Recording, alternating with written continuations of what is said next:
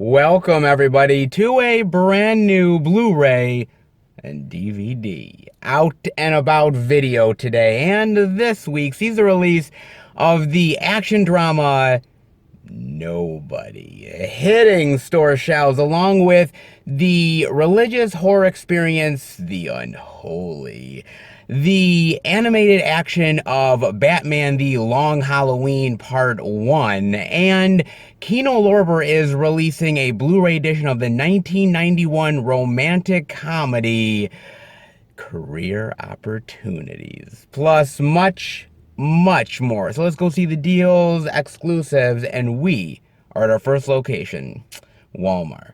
So let's go in and see what they got. What the hell? Holy shit, guys. Oh, by the way, yeah, we're in at Walmart, ladies and gentlemen. Oh my goodness gracious. Holy shnikes. Oh my god, look at this. It's all empty. I mean, everything. I mean, there's the tags for Nobody. Not here. Godzilla vs. Kong. Yeah, I mean, they probably sold a lot of it, which is great, which is awesome, but it's completely empty. They have areas for the Unholy, completely empty. Batman Long Halloween, completely empty. Yeah, I mean, oh, by the way, they still have a shitload of Chaos Walking that I told you guys it was going to happen. I mean, they put it out 2-3 weeks late, and I knew it was going to sit, and it's still sitting here. I told you guys. I mean, they have City of Lies, the DVD. That's cool that they have that, but that's it. I mean, oh, of course, they have a little bit more Rhea in, which is awesome, but what about the new stuff this week? Yeah, no, they don't have any of that, guys. No way, no how. I mean, heck, they don't even have any of the indie stuff over here that came out. It's just the same old stuff that we've seen time and time again. Yeah, that's it. Oh, wow, this is an absolute empty mess, man. It's crazy.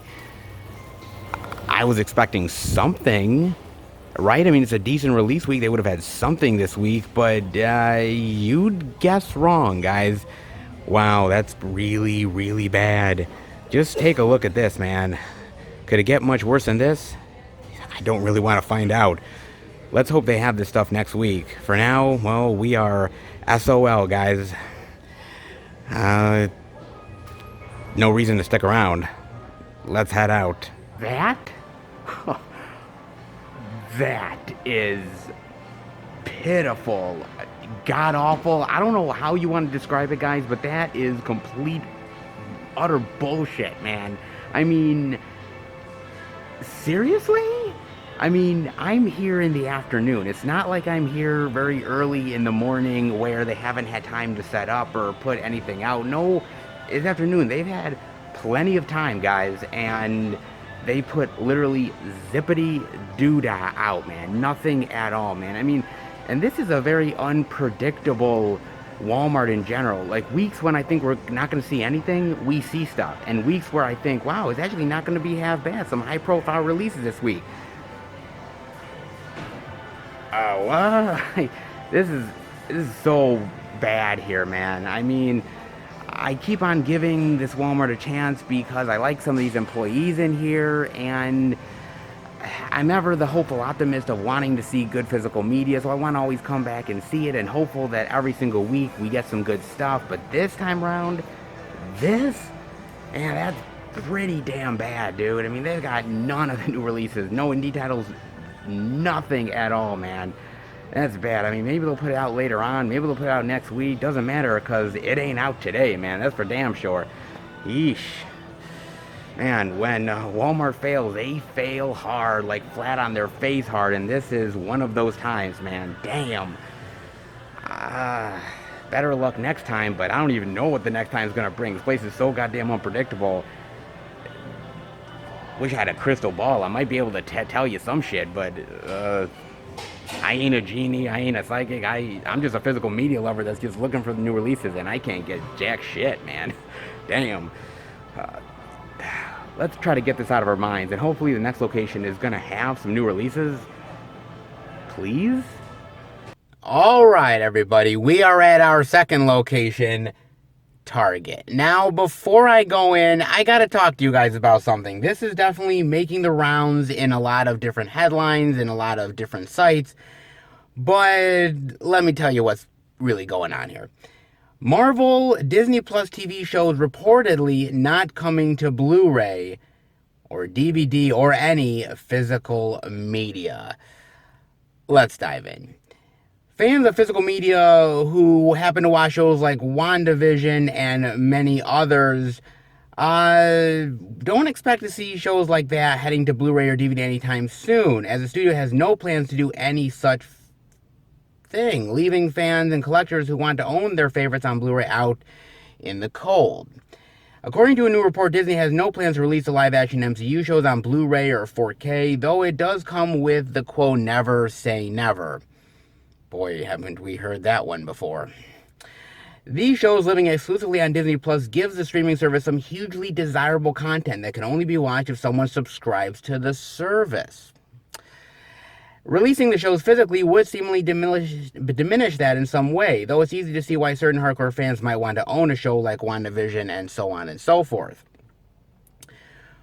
Now, Disney is focused on the big picture. They reorganized the entire studio to prioritize streaming last year. Disney Plus has already amassed more than 100 million subscribers and is now arguably Netflix's biggest competitor. The studio likely doesn't care all that much about the money they could make with a Blu-ray release of WandaVision or any other show. They care about the value that show adds to Disney Plus by being exclusive to the service. Duh. From a large corporate perspective, the juice may simply not be worth the squeeze. Even a handful of years ago, it may well have been, but times have changed, and they changed rapidly. To that end, Warner Brothers is rumored to be phasing out Blu-ray DVD releases altogether. Meanwhile, upcoming MCU movies like Black Widow and Eternals are still poised to get a full home video release after arriving in theaters, but more focus is being put on the Disney Plus side as well. Let's just put it this way, guys. Anything coming in the future, whether it's Ms. Marvel, Hawkeye, She-Hulk, Moon Knight, Secret Invasion, Armor Wars, What If, you name it, they're not coming on physical media. Disney says never say never, but this is Disney. Do you really believe everything that they say? When they say it's not, I happen to believe them.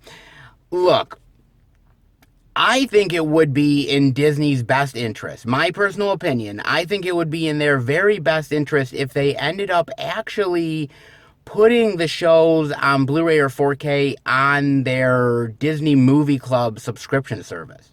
I think that would actually be really cool, because then anybody who is subscribed to that honestly has a chance to get it first, and it's an official legal copy, and it would be a limited thing where only certain people would be able to access it. I mean, yeah, that would be a bad thing in some ways, but at least it would still be out there for a physical release. Maybe that might happen, maybe not, but does this really, at the end of the day, surprise me? Does it really, like, do I hear this news and am I like, oh my God, they're not going to release physical media of these movies or TV shows? And no, it doesn't surprise me.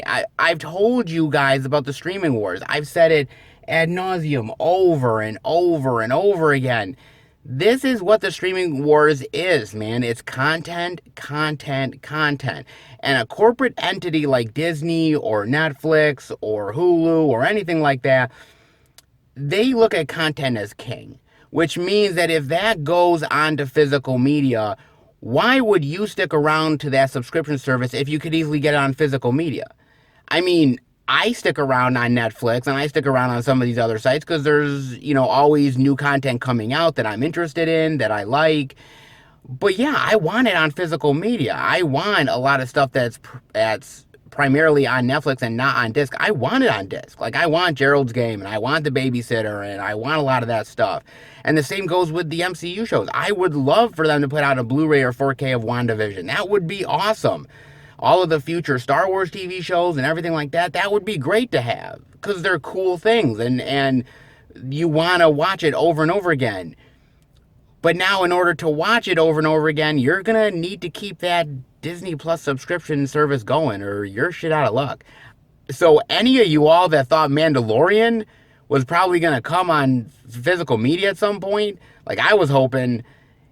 Right now, it kind of looks like that ain't gonna actually be the case. Maybe we could be wrong, and I'd love to be wrong, guys. Truth be told, I would very much like to be wrong, but I just have a feeling that's not gonna be the case, man. I mean, is it greed? Maybe it's a little bit of greed, but at the end of the day, I also say, look, that I think a lot of these studios and these companies are weighing the value of physical media. They are literally weighing it.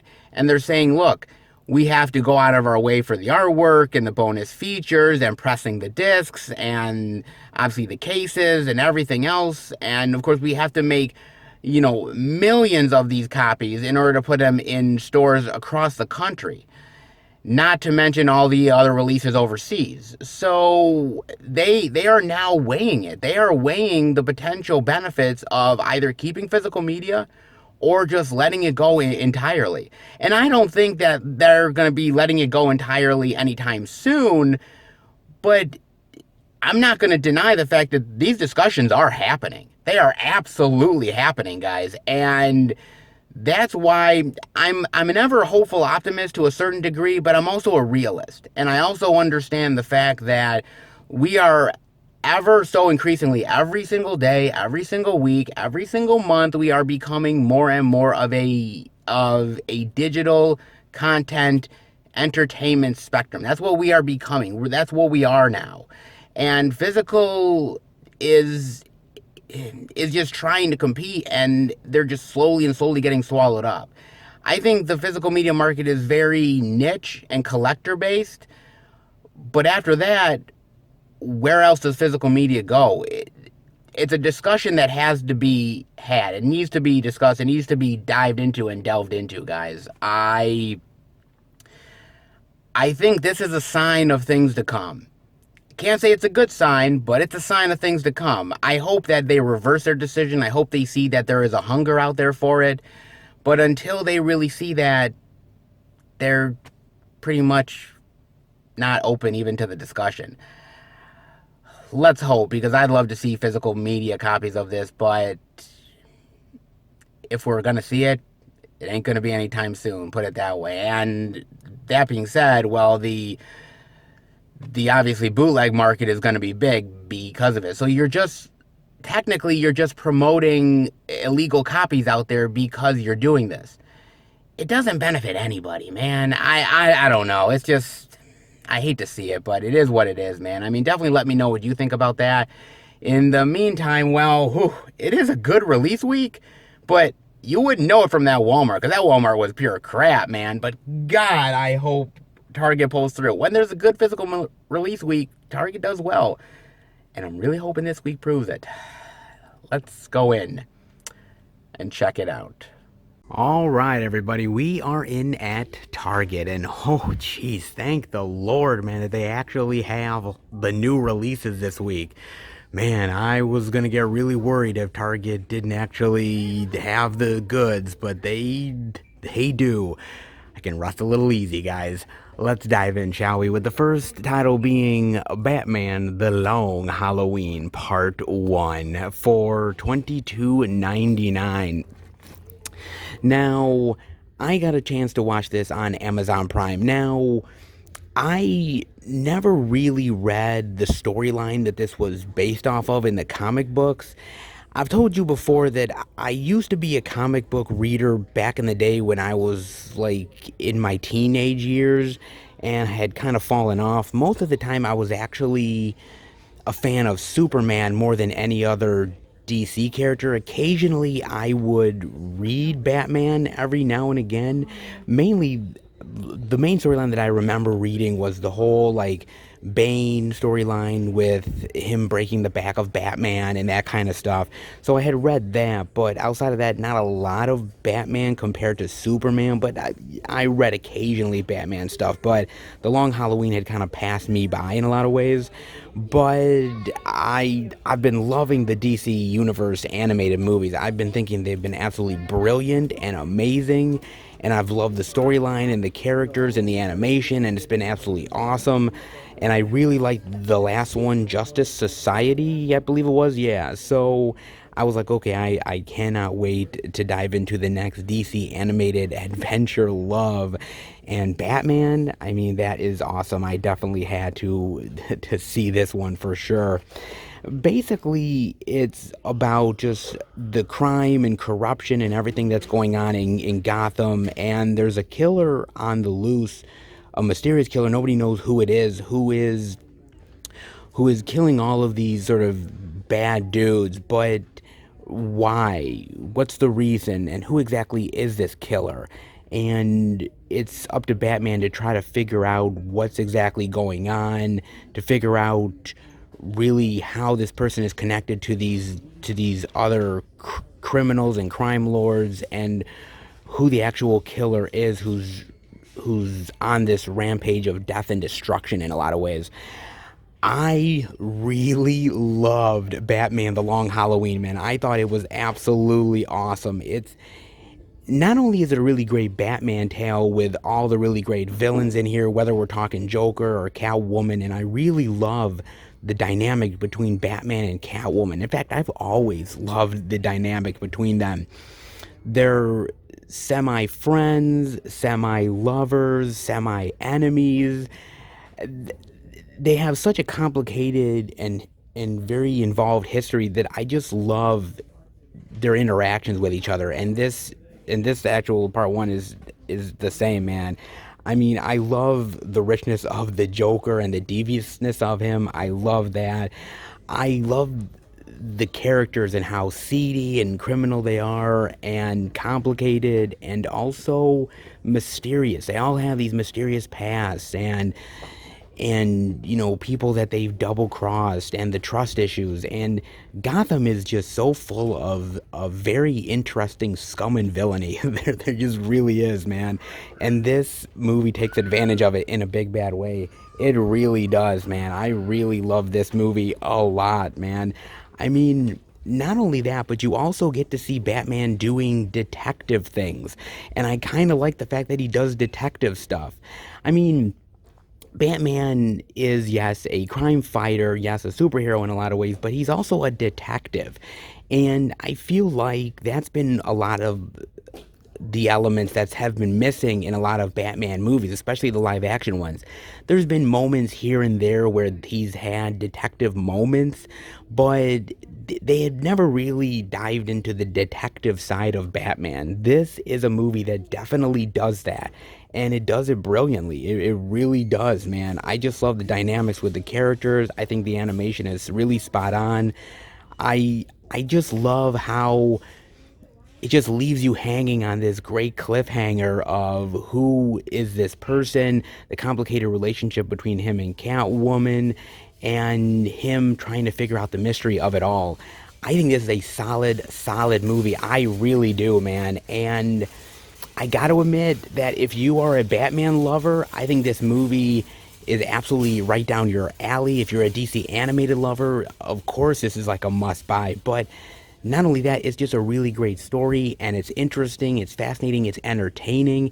It's about 80-ish minutes, give or take, so it flies by, man. But it's really entertaining, and honestly, I am now jonesing for part two. I really am, man.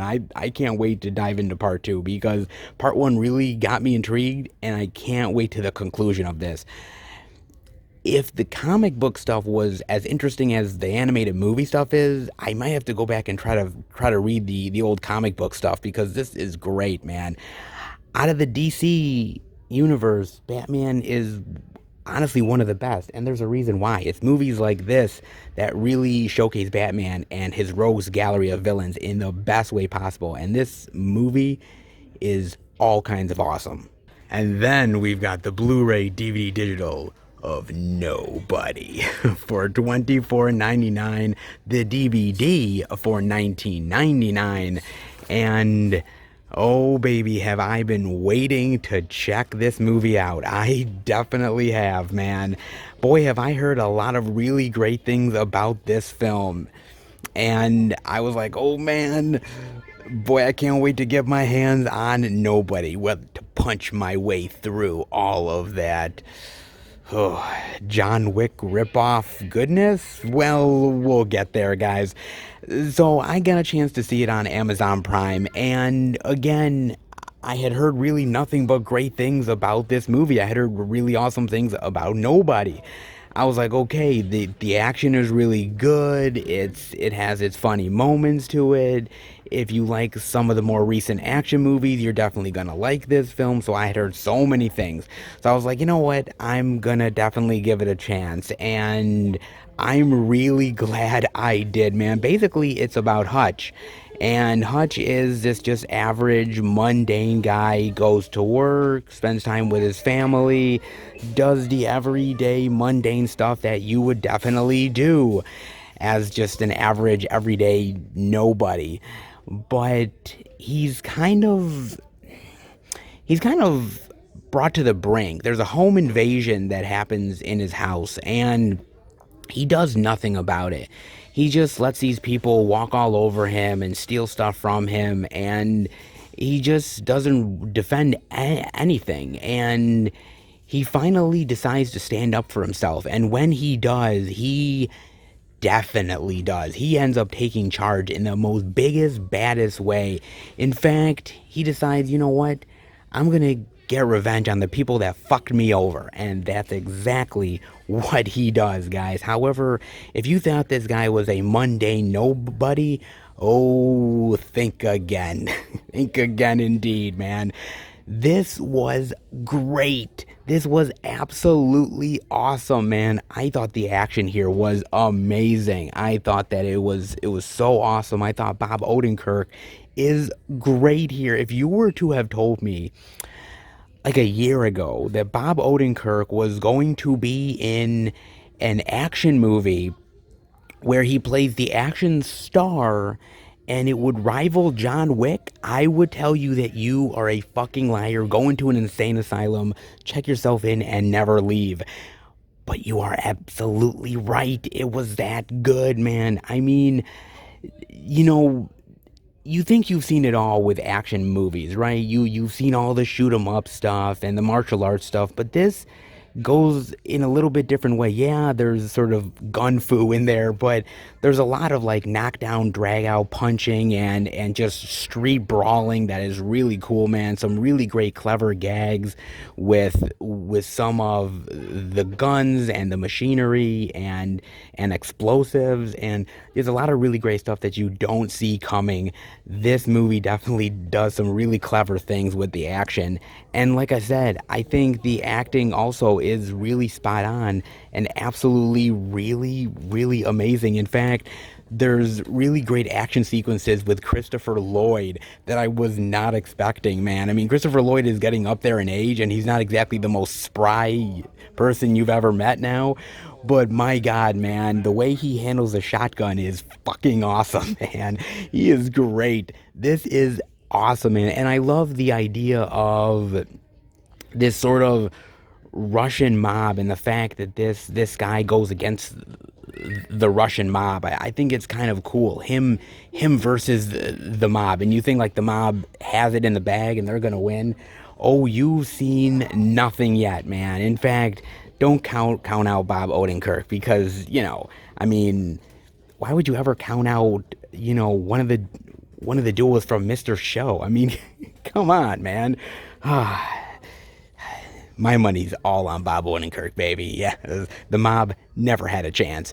This is absolutely awesome of a movie. It really is fantastic. And it's also funny, too, because when you have Bob Odenkirk here, yes, he has a lot of flavor of John Wick, but he's also funny. He brings a lot of levity to this role, man, because yeah, it could be ultra serious and it could just be just just completely John Wick craziness and all kinds of serious action. But Bob Odenkirk likes to lighten things up a little bit, likes to have the serious stuff, the badass stuff, and have a moment or two where you get to relax, you get to laugh, you get to have a little bit of a calm. And I like that. And then just when you're calming, the action ramps right back up again. It's so awesome. It's absolutely fantastic. I mean, yes, this is in a lot of ways a John Wick ripoff, But then again, I mean, you've had movies like Ava or Atomic Blonde or that new movie that's coming out not too long from now, The Protege. And yes, there's a lot of John Wick ripoffs out there, and John Wick has spawned a lot of those things, but that doesn't mean that those movies are bad necessarily.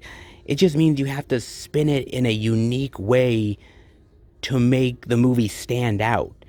If you want to be just a straight up John Wick ripoff, you can, but that's kind of mundane. You can have similar elements to John Wick, but as long as you do something clever and interesting with it and spin it in a unique way that hasn't quite been done yet, then I think people are willing to go with it. And Nobody was one of those ones that I think people ended up watching.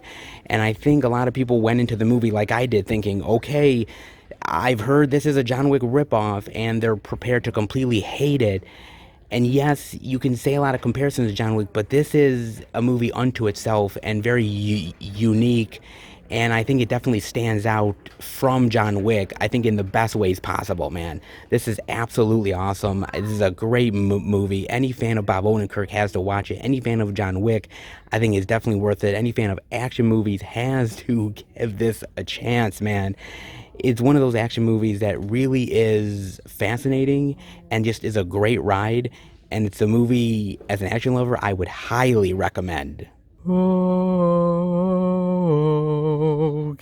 can you feel the religious creepy vibes? Can you feel them, guys?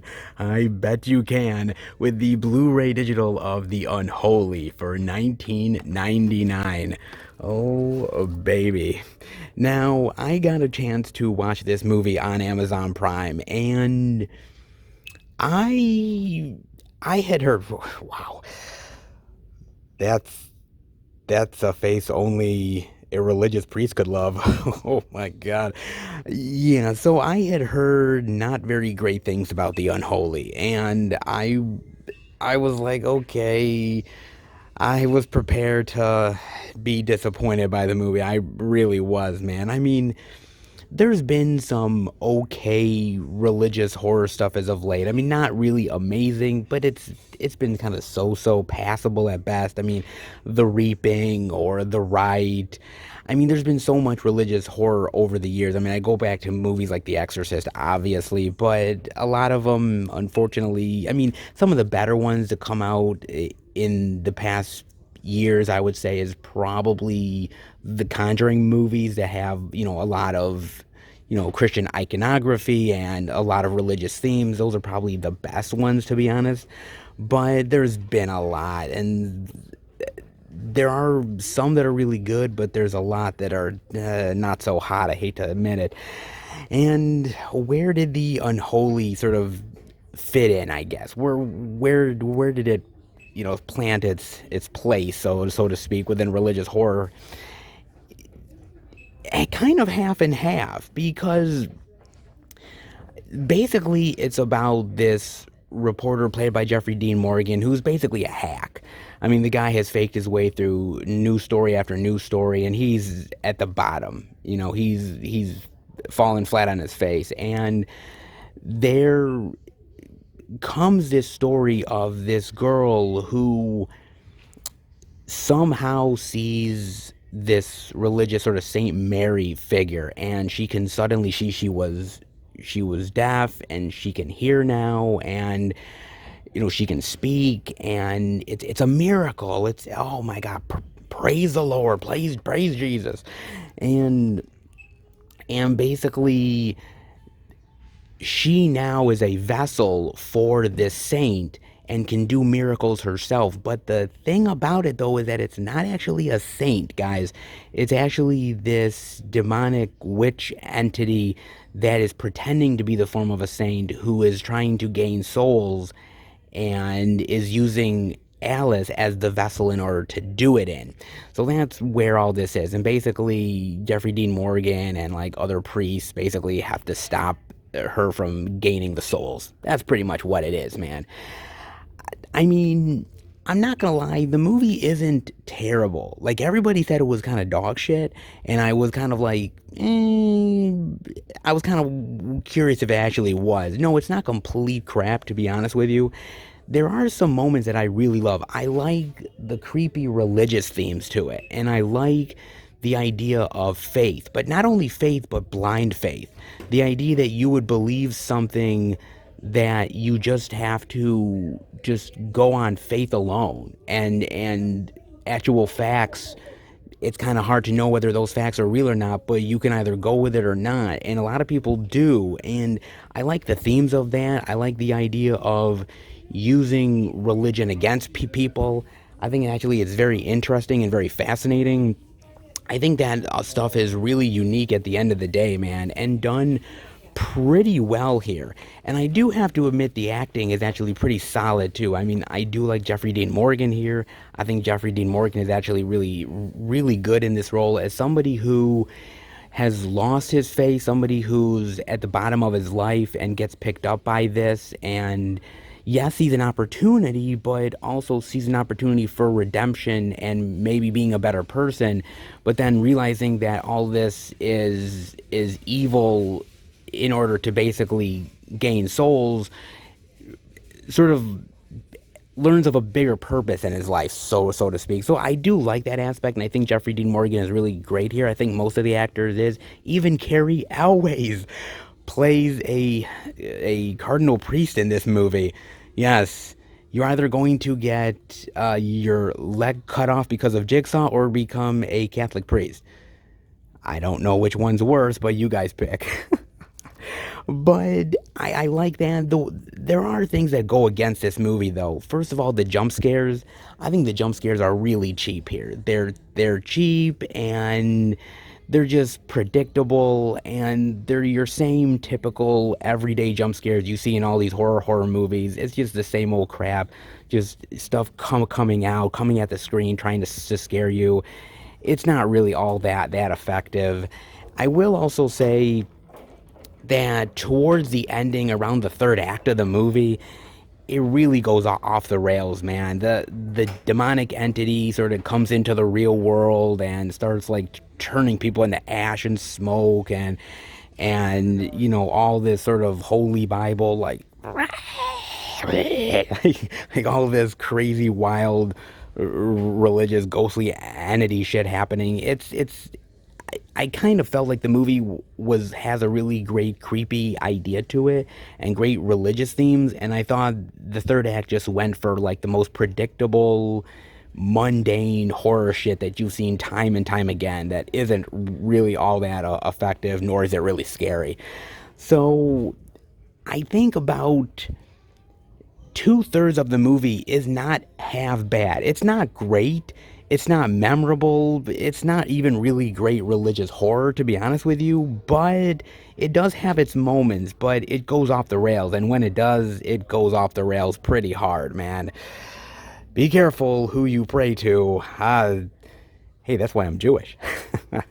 You don't see these type of things happen to Jews. There's a reason why, folks. Oh, man. She won't get my ass, that's for damn sure.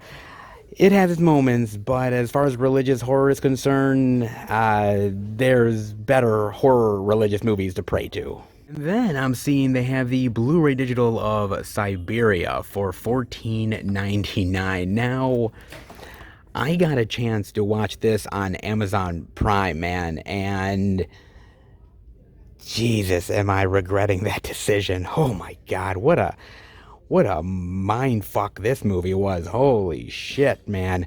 Yo. So basically, this movie is about this guy who he basically tends to this sort of bar roadhouse place where he helps, you know, people out in like the freezing cold, obviously with food and drink and housing and you name it.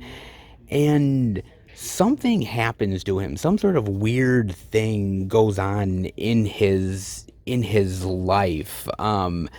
People that are coming up to him, speaking weird languages, people that are supposed to be dead, that are alive. What is exactly going on? And it's a whole sort of journey that the character takes within like this 90-minute-ish runtime, man. And What a crazy and wild and weird movie that made absolutely no goddamn sense whatsoever. And I am serious, man. This movie made literally not a goddamn lick of sense whatsoever. I was confused as shit, man.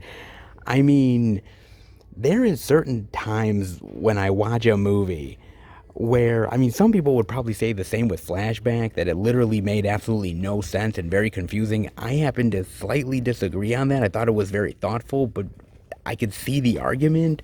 Or even a movie like The Tree of Life, which I kind of get The Tree of Life a little bit, but there are moments where I'm like, what the fuck? Like, it's kind of crazy. Or even Jacob's Ladder, too, to a certain extent, man. But Siberia? Damn, man. Jeez. I mean, here's the thing about it. Is he dreaming? Maybe. Is he dead? Possibly. Did he eat like really bad Mexican and, is having food poisoning and tripping balls? Well, your guess is as good as mine, guys, because I have literally no damn clue. I mean, there's moments where these characters are spouting off these religious inspirational quotes for no reason. There's characters that pop in and out and never to be seen again. There's just weird things going on in this movie. Like, for instance, like he's having sex with his girlfriend or his wife, something like that, and she turns into another chick. Then she turns back to his girlfriend. Then the girlfriend turns back to his mother, which is really weird and it definitely caught me off guard. I was like, what the fuck? Like, it was just very odd, man.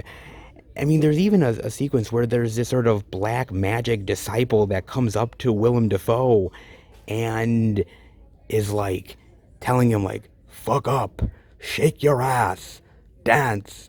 And so he's dancing. Like in a random scene, he's dancing in like a cave for no fucking reason. I'm like, what the fuck is this, man? Damn, this is weird. Like, I was when you look at this cover, okay, seriously, when you look at this cover for Siberia, any of what I said, does that translate in any way when you look at this cover? No, no, it doesn't. I thought it was some sort of like he's like surviving in the cold, like survival movie or some shit. Like, I didn't think it was this movie that's literally tripping balls. I didn't know that. It's fucking weird, man. Like, it's just odd. I mean, I kind of got to give Willem Dafoe credit for this movie because maybe he ended up seeing something in this movie that I didn't. Maybe he understands it. I mean, he does some weird movies from time to time, but man, this one kind of takes the cake, dude. I mean, if any of you can watch this movie and tell me what the fuck was going on, I would greatly appreciate it, because man, I was all kinds of confused, baby. Really, in a big bad way, I was. I mean, I will say this, it's kind of fascinating. I mean, movie doesn't make a lick of goddamn sense, and there's times when I'm literally just like sitting there, I'm like, oh my god, am I tripping? Like, am I like going batshit crazy? Or is it just the movie? And sometimes, guys, I thought it was me. But Siberia is one weird ass movie, and good luck trying to figure this one out, because you're gonna need all the luck that you can get, baby. I mean, seriously. And the last thing I'm seeing over here is they have the DVD of the first season of the Umbrella Academy for $29.99. Very nice, man. I knew this was definitely coming out this week. Oh, look at that. A little bit of a lenticular slip there. Boy, you really don't get to see that a lot on like DVDs. That's actually really nice, man. Look at that. Super dysfunctional family. I have heard a lot of things about the Umbrella Academy. I really have, man. And I got to admit that I've never seen any of the Umbrella Academy. I know you guys are going to kill me. You guys are like, you have a Netflix account and you haven't seen the Umbrella Academy? I know, I really need to watch it. My girlfriend swears by this show. Bob swears by it. Everybody who has seen this show pretty much says they love the show. And I've always been wanting to watch The Umbrella Academy, but I've I've always wanted to, but I've always said, "Oh, I'm gonna watch it," and then there's like other things that I gotta watch and other movies for other videos and pickups, and I'm like, it always sort of passes me by one way or another, and I gotta end up finally giving the Umbrella Academy a chance at some point. I really do, man. I heard the acting is phenomenal. I hear the storylines are really cool. I mean, I've never actually read any of the comic book stuff that this is based off of, so I would go into this show completely and utterly fresh. Not a single thing that I would know about this show other than people do recommend it to me. I've heard it's very sarcastic. I've heard that it's very kitschy. I've heard that it's fun, that it's dramatic. I've heard a lot of really great things, and I'm seeing the synopsis. I'm seeing a lot of stuff. It definitely reminds me of something like Doom Patrol, which I really do love. And if it's anything like Doom Patrol, I would definitely be very interested in the Umbrella Academy. Like I said, everybody tells me how much they love this show, and I gotta watch it. But I want to know from you guys: is the Umbrella Academy worth it? Is it really that good?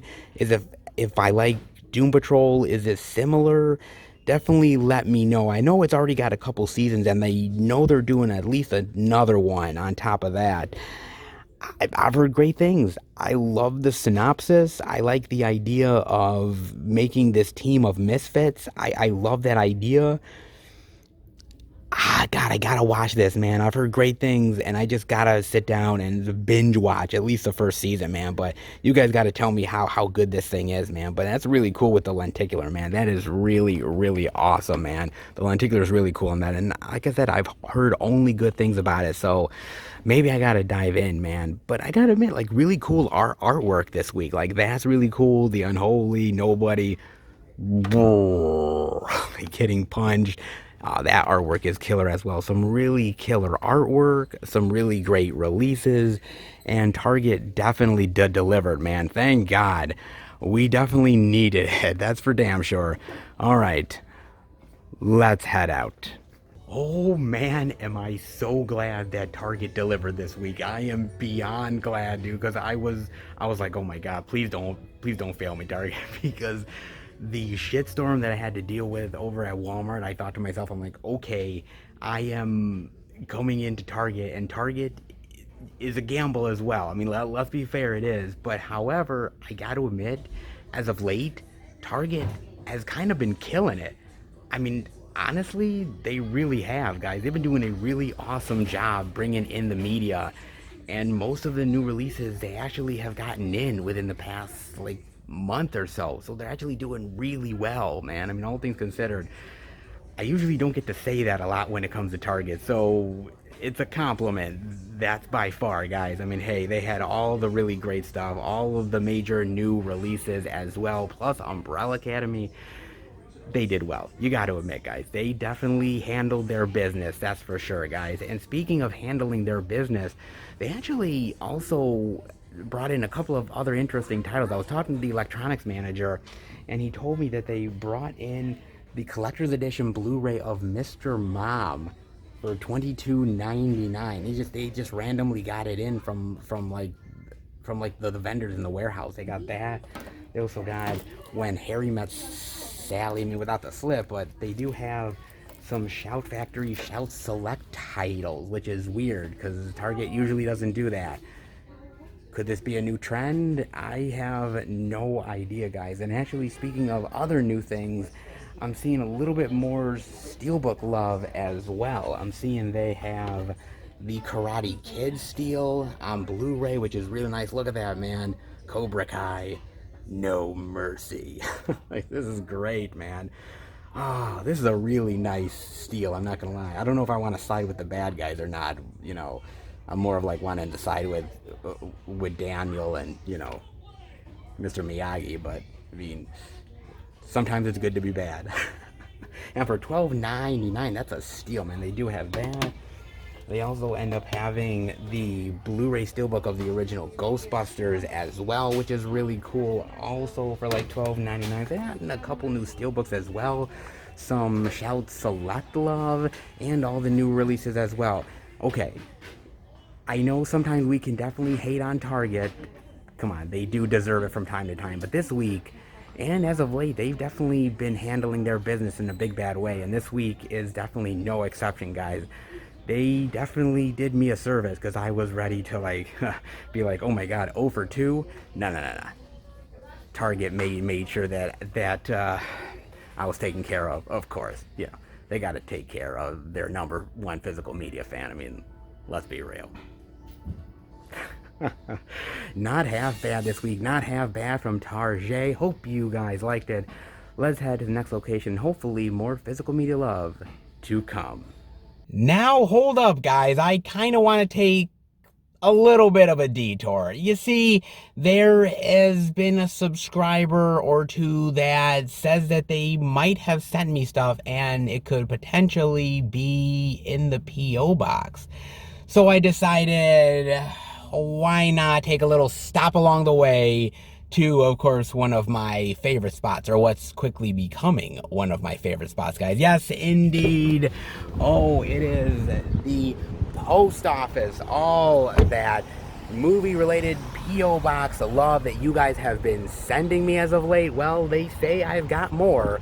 So how about we go into the P.O. box and let's see whether there's any packages coming my way.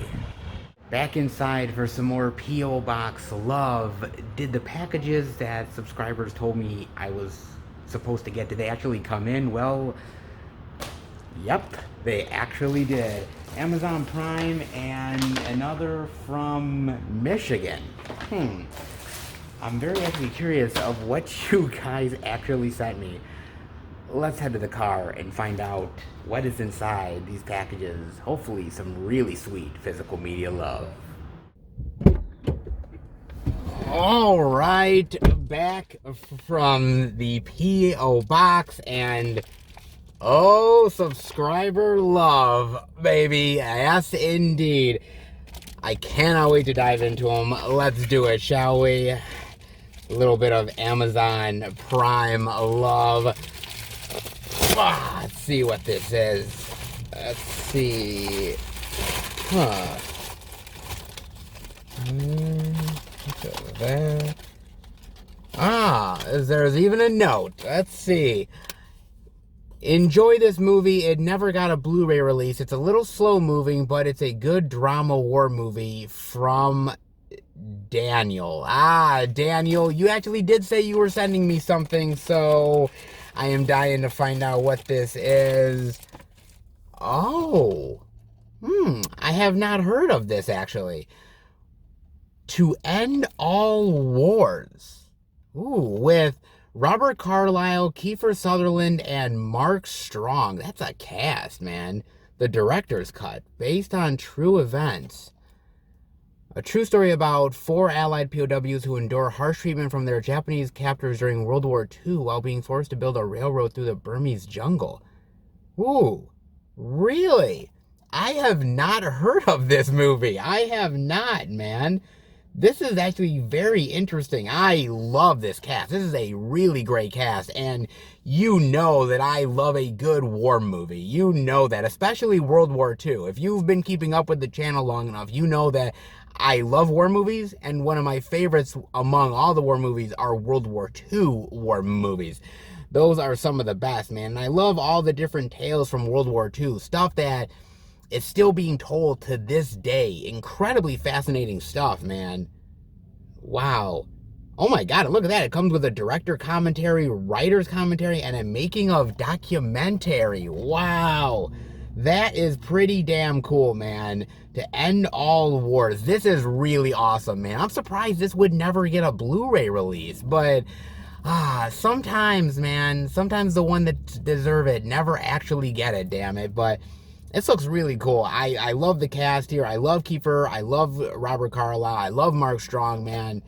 This is this is fine. And look, I don't mind a slow-moving movie. As long as it's entertaining, I don't mind it, dude. And so I am actually really interested to dive into this. Daniel, dude, thank you so much, man. This is awesome.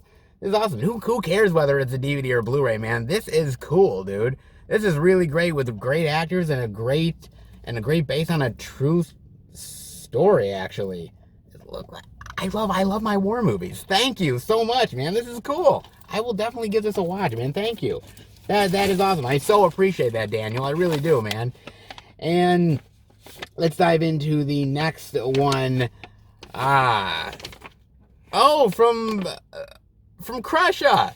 Whoa, Crusha. Wow. Yeah, I didn't even look at the name on that. That was awesome. Holy cow. Crusha, thank you. Oh, I'm dying to find out this. And there's a note, by the way. There's a note. Let's see. Hello, Film Fan 108. I have a couple Blu-rays you might be interested in. Picture quality is not that great, but I thought just to add it in and send it over to give it to you. Hope you enjoy these movies. Wow, let's see what we got here. We got... Oh, nice. Oh my God, we have The Freshman. Oh, I love The Freshman. Okay, I love The Freshman so much, man. I love this. You know, not many people talk about this movie. Like, when you talk about Matthew Broderick, yeah, you talk about, you know, obviously Ferris Bueller's Day Off, and you talk about War Games, but you don't really ever get a chance to talk about Freshman that much. And as far as Marlon Brando is concerned, like, this one is low when you're talking about Brando. Yeah, Apocalypse Now, Godfather, you know, obviously Streetcar Named Desire, obviously, but man, not The Freshman. The Freshman deserves so much more love than it gets, man. This is awesome. Yo, this is really great. I know this is the Mill Creek one, isn't it? Yeah, this is the Mill Creek one. Yeah, I heard the picture quality isn't great on this title. I heard that it's kind of... But you want to know what? I don't own it on physical media. Don't own it on DVD or anything else like that. So this is pretty sweet. I'm not going to lie, man. I like that. Oh, look at that. Oh, it's cool. Oh, man. That's awesome. Taking care of the family pet is a big responsibility, especially when it belongs to the family. Oh, I love that. That is cool. That is so cool. Yeah, I'm digging this. I'm really digging this. I'm a big fan of The Freshman. I saw this movie years ago on VHS, and it's been a long time since I've revisited it. So yeah, I can't wait to dive back into this. This is awesome. Crusha. Thank you so much. That is awesome. And then the final thing she got. Holy cow. Wow, look at this. This is sweet. Oh my God. I have never seen this movie. I knew that they were putting this out, but I have never. And that is The Final Countdown.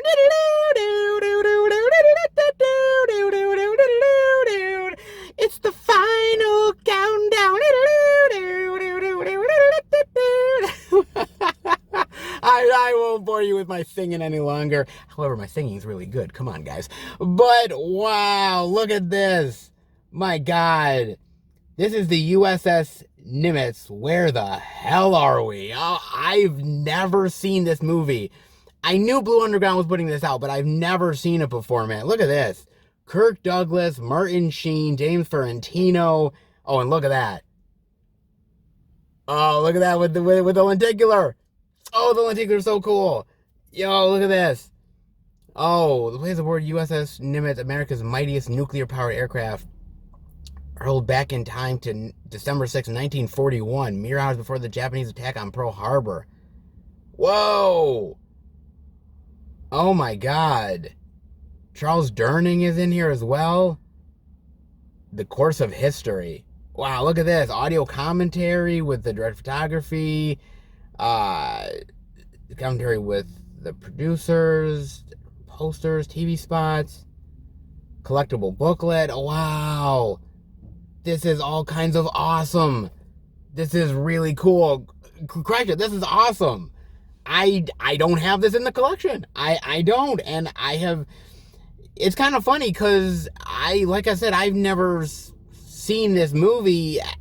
I hadn't ever really heard about it until I knew it was getting a 4K release from Blue Underground, and then I was like, oh, what's the final countdown? I have no idea, but I'm kind of very interested to check it out. But wow, that is awesome, Crusher. Seriously, wow, thank you so much. This is awesome.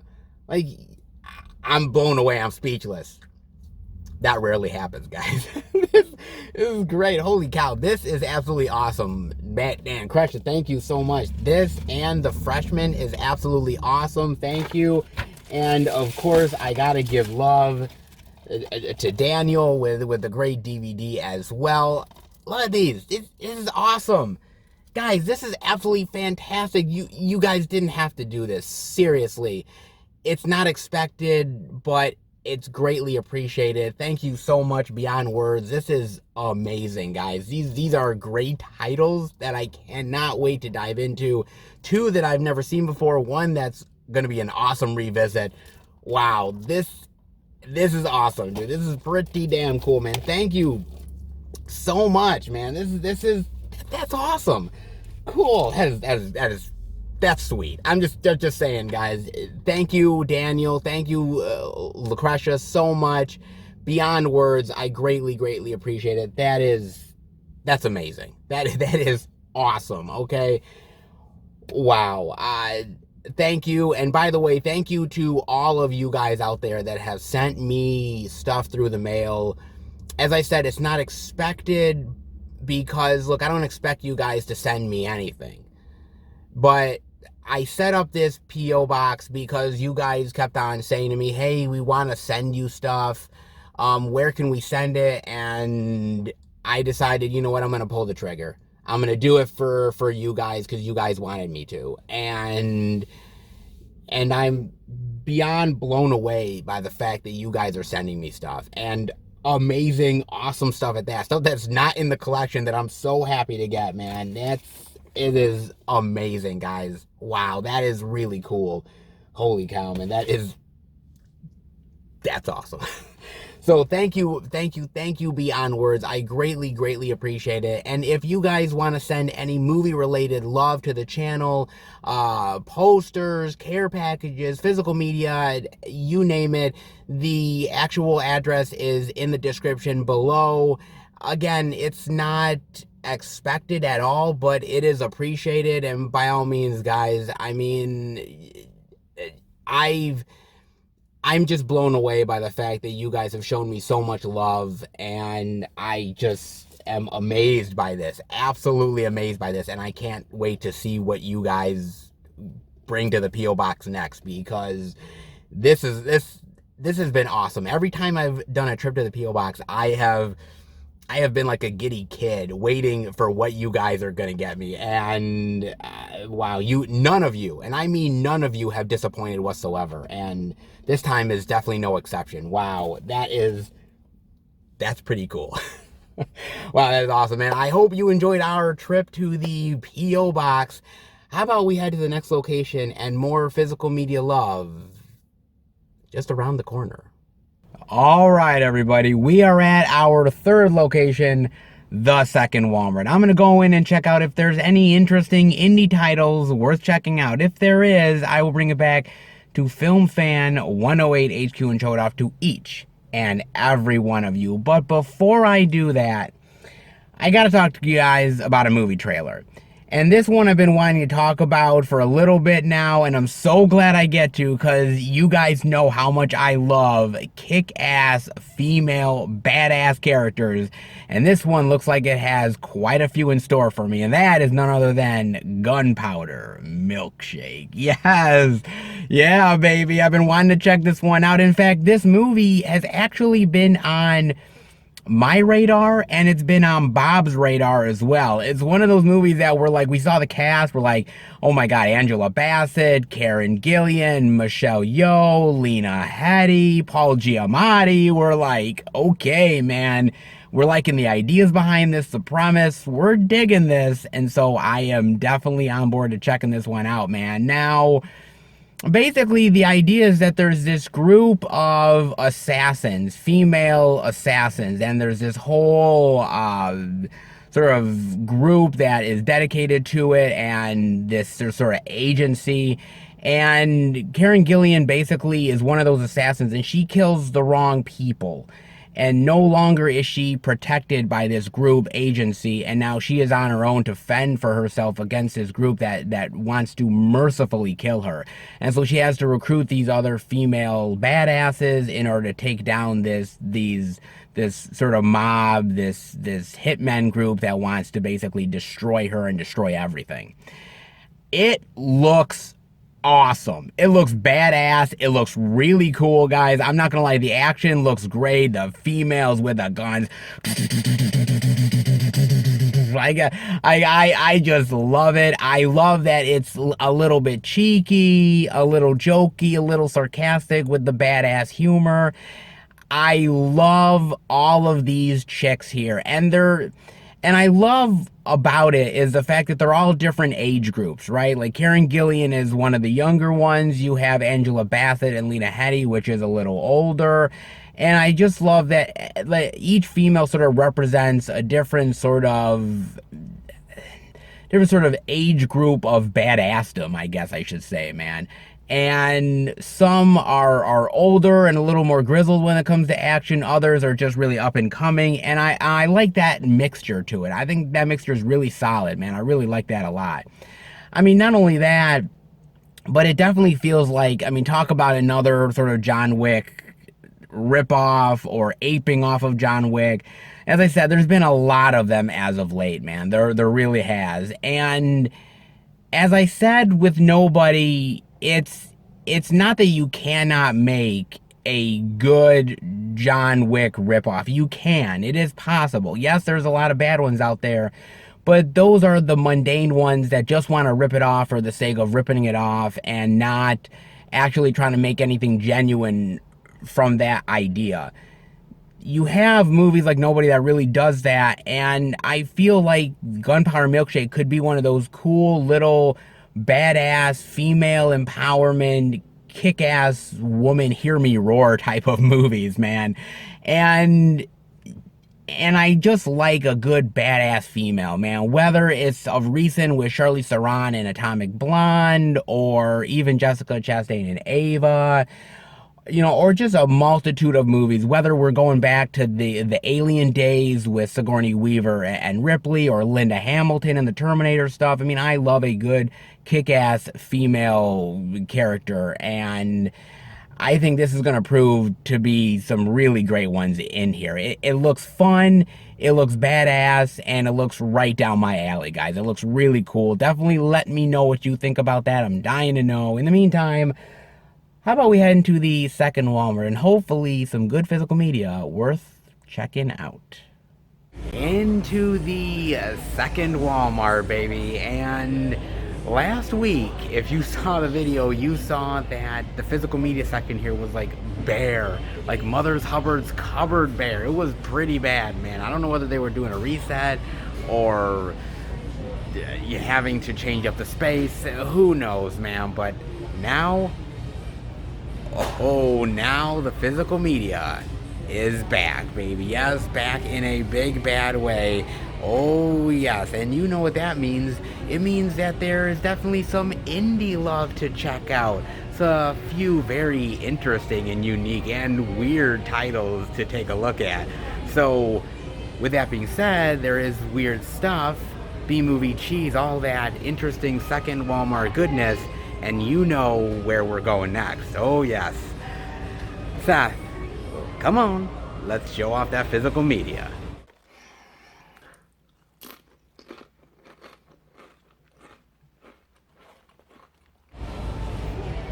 Hey! Ah! What the hell, man? I was eating that! What the hell? What are you doing, man? Show off the physical media. Come on. I mean, do I got to? I mean, my Doritos are on the floor, man. Show off the physical media right now, damn it. Or you know what I'll do. Don't make me lay the hammer down on you. Show off that physical media, damn it. Fine, fine, I will show off the physical media, but you owe me Doritos, damn it. You owe me some Doritos, cause man, you never waste Doritos. Damn it. He's so goddamn pushy. Ugh. I guess I can't blame him, guys, because when it comes to physical media, heck, I'd be a little bit pushy too. Why the hell not? When it comes to physical media, I guess Doritos can wait. Really? Sure, why not? I can get Doritos anytime. It's the physical media that's the real importance. Yeah, sure, why not, man?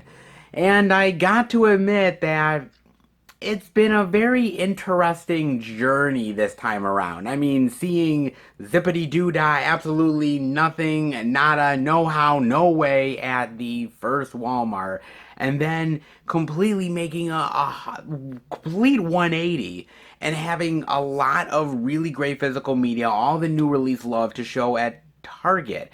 So odd, weird, but you know what? That's how the out and abouts go nowadays. It's absolutely 100% gamble. You do not know what you're gonna get week in and week out, and this week definitely proves that, guys.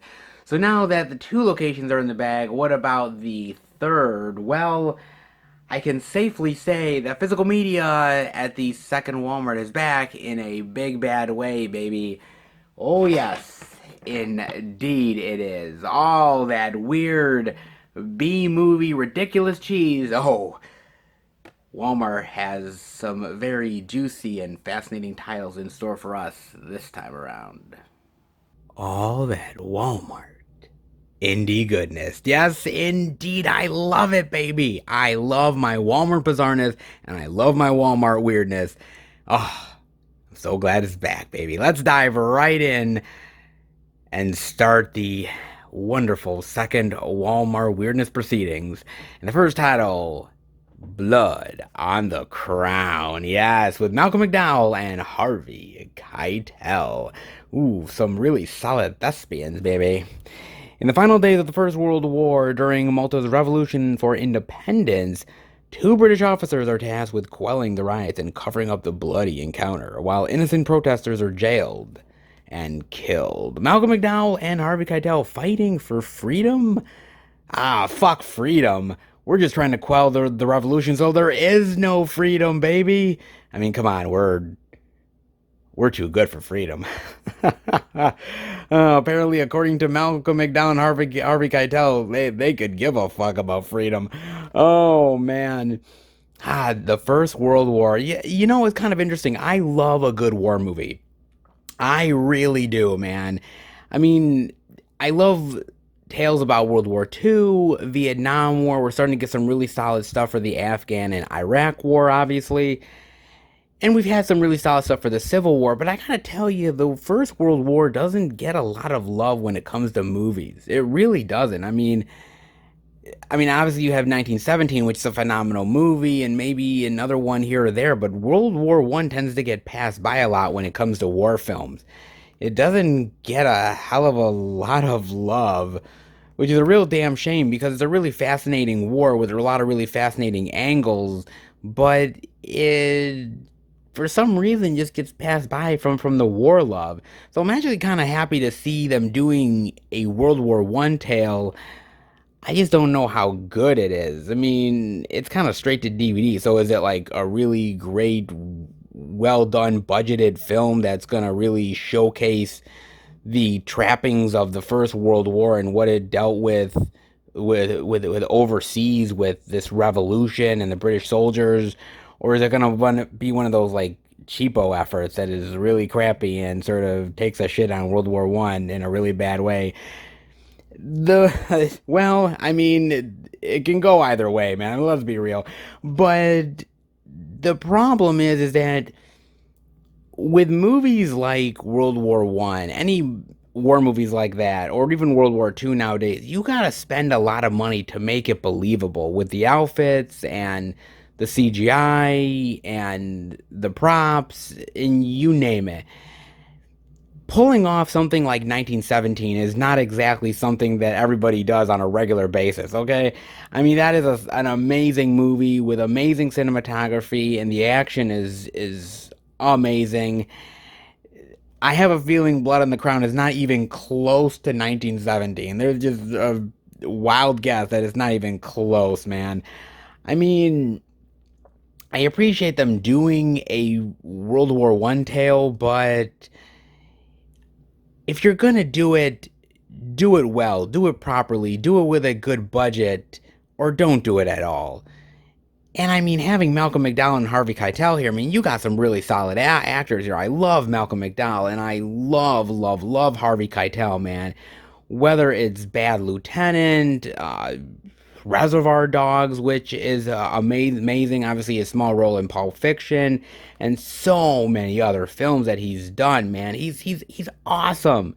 Extremely underrated compared to some of the other actors out there, man. But solid actors, a solid idea, great to do a World War One tale, but again, do it right. Because if you don't do it right, then why do it at all?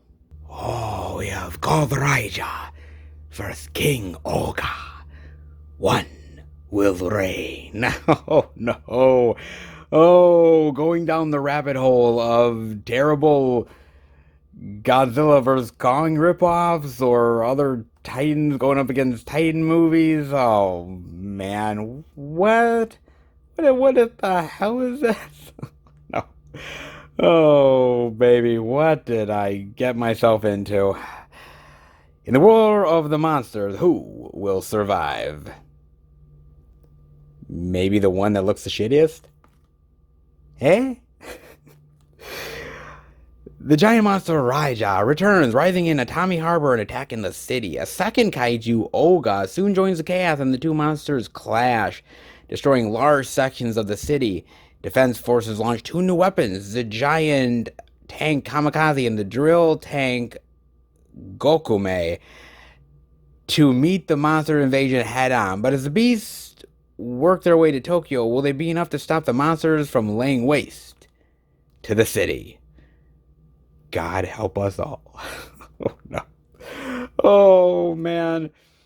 Okay, so Godzilla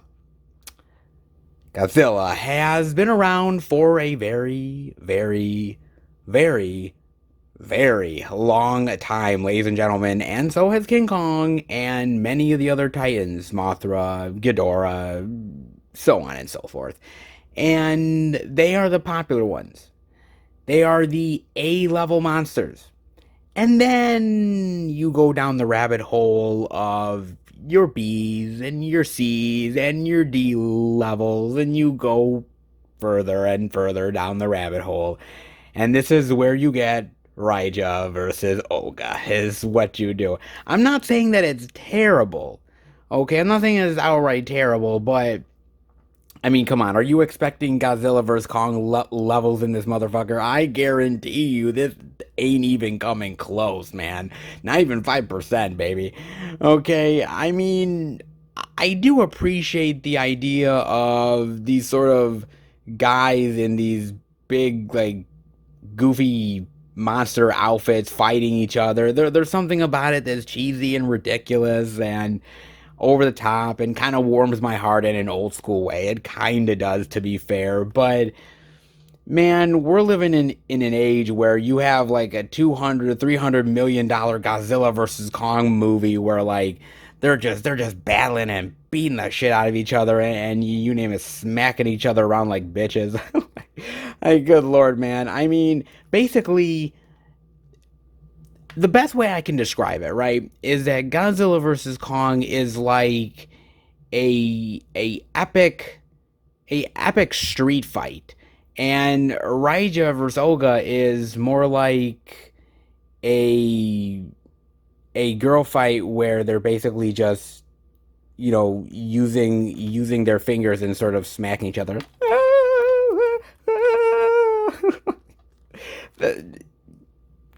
Come on, you know the analogy is true.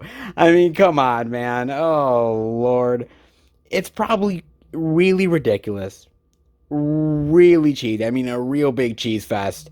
But I think that's part of its charm. I think that's part of why people probably enjoy it the way they do is because of that. I mean, look, I love a lot of movies and I love a lot of old school movies. And sometimes the best stuff is people in rubber suits that are fighting each other and it's just kind of cool. Yeah, you know it's all fake, you know it's all ridiculous and you know basically they spent like $10 and a bunch of chewing gum to put all this shit together, but there's something kind of nostalgic about it that you love, man. I can't say the movie's good. I can't say the movie even reaches the heights of any Godzilla films you've seen, but could it be cheesy fun? Well, when it comes to SRS, cheesy and fun kind of go hand in hand. Ooh, I think she's got something on her face. Oh, you might want to try to get that off, honey. Because fear is a prison of the mind in pasture. Ooh, I like that. Gosh, she is out of it. I don't know what drugs she's taking, but I want some. Oh, Lord. What is this about, man? It's time for your treatment. I I think I'll just go to bed and pass. Thank you very much. Can I can I take a rain check? In this Lynchian nightmare, a young woman seeking treatment for her schizophrenia is taken captive by a deranged doctor and subjected to illegal experimentation. Her every attempt at escape is blocked by those around her as she loses touch with her already infirm grip on reality. Ooh, very interesting. So, what's real? What isn't? Is it all in her mind or is it really happening? Ah, yes. Indeed, one of those mindfuck movies, man, that takes a lot of inspiration from David Lynch. And David Lynch knows a lot about mindfuckery, man. Hello, Twin Peaks. Yeah, you know it does. I like these type of movies. I like these type of mindfuckery movies, at least if they make sense. Put it that way. I mean, I love a good weird movie like a Donnie Darko or one of those really great movies like Memento or something like that. I mean, when it comes to David Lynch, obviously things like, you know, um, Lost Highway or Blue Velvet, any of the Twin Peaks stuff. I mean, that is going down the rabbit hole of crazy, weird symbolism and actors speaking backwards and talking in different tongues and going to the Black Lodge and shit, like some weird fucking trippy stuff, man. Yo, David Lynch knows how to do it, but does this filmmaker know how to do it as well, or is he just aping off of David Lynch? There's the key right there, guys, because on one hand, you could say, hey, it's like David Lynch, but there's David Lynch and then there's like David Lynch. And like David Lynch is not as good as David Lynch, let's be real. But then again, there is some good ones that are still really great, like obviously a movie like Jacob's Ladder, which is really interesting. I mean, I like a good sort of weird paranoia psychology yarn. Passenger looks really interesting. It has some weird imagery, like stuff that's like either there or she's like looking at the most weirdest and oddest rip off shit you can get from the Grudge and Ring. Like, jeez, good lord, man. I don't know what's going on with this chick, but I think she needs to stay on the meds.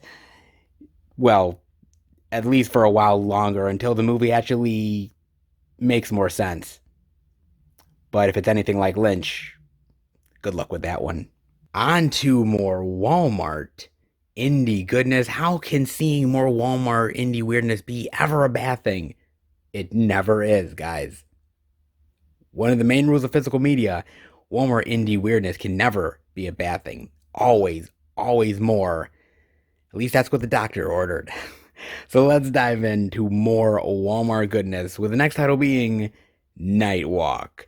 Prison bars won't silence the truth, with Mickey Rourke and Eric Roberts.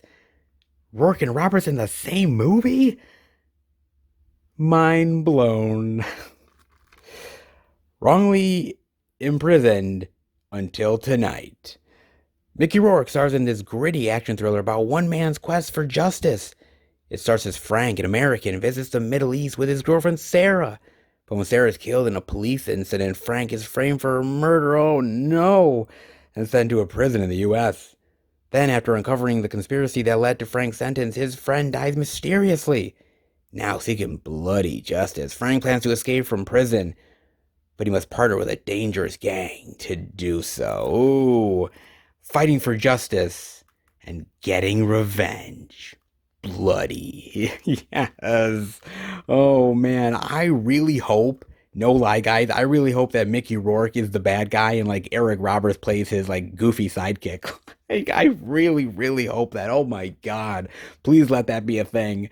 Oh man, and speaking of Mickey Rourke, man, I've been seeing a lot of his roles as of late. He always wants to show off his bare chest, doesn't he? It almost like he wants people to see his like really well done, manly, well crafted plastic surgery body. Wonderful, just what we wanted to see. We wanted to see that your chest looks like a baby's bottom. Oh, God. And also, speaking of the plastic surgery, I don't know what you guys think, but man, look at that, dude. Is it just me, or like Mickey is like turning into Leatherface or some shit? God damn, man. I mean, at first I thought he was wearing someone else's face. Jesus Christ, man. Man, please, Mickey, for the love of God, lay off the plastic surgery, brother. Man, you could star in your next adaptation of Texas Chainsaw Massacre. Shit. Man. Good God, brother. Oh, I like a good prison flick. Being in prison and trying to escape and people conspiring against you. However, there is a really great prison film. One of the best prison films of all time, dare I say. Oh, yes, there is, guys. And that is none other than Lock Up, baby. As the gold standard of prison movies, as far as I am concerned, man. Sylvester Stallone, Donald motherfucking Sutherland, man.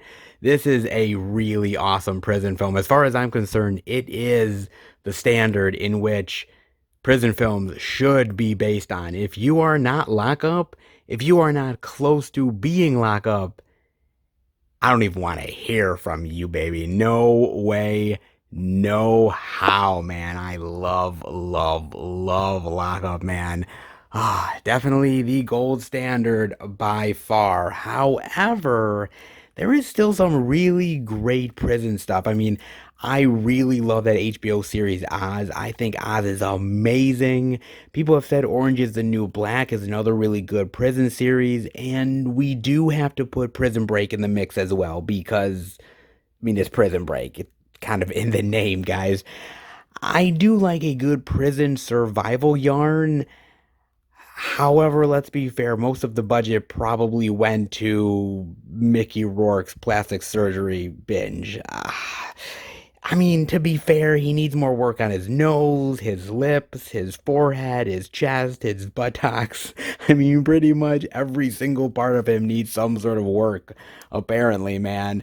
Oh my God. One day, years from now, he's going to look like the plastic surgeon from Beverly Hills. The one from Escape from LA. Yeah, he's gonna look like that dude one of these days. I swear to God, man. And that's gonna be a nightmare in reality form. Oh, I'm getting the willies just thinking about it. Oh God. And I thought smoking was addictive. Jeez, boy, was I wrong, man. I mean, I like a good prison story. I like a good survival tale. This could be good, but With Mickey Rourke's acting as of late, I don't know if it's gonna make the grade, guys. I mean, however, actually, Mickey Rourke's acting is pretty consistent. Why? Well, to be fair, he can't even move his face. And then I'm seeing a Shutter original anything for Jackson. Very nice. I like that cover, man. Two old senior citizens, one pregnant chick, and a little kid in the middle. Stuck in the middle between old people and crazy pregnant chicks. This kid's gonna be all kinds of messed up. oh, what is this, man? What is this? After a tragic car accident that took their grandson's life, Audrey and Henry are unable to go on without him. Following the guidance of their ancient spell book. Where the hell did they get an ancient spell book? Is it just like hanging out randomly in their home? Really? Well, like, did they get it from a flea market? Did they get it with the house? I mean, yeah, I have a random spell book just laying around. Yeah, it came with the apartment. Crazy enough. Don't you guys have an ancient spell book? You're missing out on all kinds of fun. Oh, man. The elderly couple decide to abduct a young pregnant woman with the intention of performing a reverse exorcism to channel their grandson's spirit inside her unborn child. Whoa. But when it becomes clear the ritual has called upon more than one spirit, the couple realize they have summoned more than they bargained for and must put an end to the evil entity they've invoked. Ooh, I like that actually. That's kind of fascinating and really interesting, man. Anything for Jackson. Interesting. Kind of almost reminds me of something out of Insidious, or I was even thinking maybe even like Nightmare on Elm Street Part 5, The Dream Child? Like when Freddy was trying to like get inside the pregnant woman and the baby so that he could be his influence, or he could be reborn as the child or some shit. Like really weird stuff back in the day, man. Kind of aping off of Freddy Krueger. Very interesting. I like sort of summoning an entity that you think is your dead grandson, but turns out to be something very evil and very insidious. I like that, man. I really do. I think the Insidious films are perfect when it comes to these sort of concepts, man. I love going into the further and seeing all of these demonic, ghostly entities that want to enter into your body and become you. There's something about it that's really eerie and creepy and unsettling, and I kind of like that idea, man. I really do. It's interesting. It's a great concept. I like the idea of a reverse exorcism of putting your your dead grandson into this unborn child, and how it just goes all sort of tits up from there, man. That is crazy. This could be an interesting movie, actually. The only problem is it's Shudder. Look, I'm gonna be honest with you. I'm gonna be real. I don't outright hate Shudder. I think Shudder is actually kind of decent from time to time. But there's a lot of Shudder that I don't really like, and there's only just a little bit that I actually kind of enjoy. Shudder throws a lot of stuff at the wall. It's kind of like spaghetti. You throw a lot at the wall. Some of it will stick, but a lot of it will fall down. I give them credit for trying, and they do some really unique and interesting stuff from time to time. Kind of like the Mortuary Collection. I love the Mortuary Collection and a couple other things here and there. Could anything for Jackson be unique and interesting? I mean, it's got a very unique idea behind it, and it has Insidious vibes. It has Freddy Krueger Dream Child vibes, which how many times do you really invoke the Dream Child? Not many. However, Dream Child is much better than people give it credit for, man. They really should do more with that, man. With that concept at least. But I like the ideas behind this. Creepy old senior citizens, reverse exorcisms, creepy unborn child, and insidious demonic entities. What could go wrong? And when it comes to H.P. Lovecraft, always bet on the monsters. That is for damn sure, man. H.P. Lovecraft's The Deep Ones. Ooh, I'm liking that cover, man. Getting a lot of Cthulhu vibes on this one, baby. A lot of Cthulhu vibes. Ooh, what is this? And doing herb. Kelly Maroney. Wait a minute. The Kelly Maroney? You mean Night of the Comet? Kelly Maroney? Ooh, I love Night of the Comet, and Kelly Maroney is awesome here. That Kelly Maroney. Oh, why didn't you say so? Nice. Oh, nice indeed, man. Huh. Kelly Maroney mixed with some H.P. Lovecraft monster love? I could dig it. I could definitely dig it. What is this about? To breed a monster, you must become one. Okay. There's. Wait a minute. There's no other synopsis here. Seriously. There's no other synopsis. I have no idea what this movie's about, guys. I'm serious. Like there's nothing else. To breed a monster, you must become one, and that's it. Ah, what? What the hell? I don't know what this movie is. Like weird cult disciples and fish fuckers? What? I have no idea what the hell this movie is, man. I mean, your guess is as good as mine. I mean, I love some really good H.P. Lovecraft tales. I really do, man. I mean, some of my favorites that I love, and some ones that I really, really think are absolutely phenomenal, man. I really love From Beyond. From Beyond is absolutely awesome, man. One of my favorites. It's really, really awesome, dude. I think this is a really great H.P. Lovecraft adaptation. I also really love Reanimator, man. I am so in love with Reanimator. I mean, Jeffrey Combs is awesome in this movie with like the headless body that's running around and turning people into raving lunatics and shit. I love that, man. Oh my God.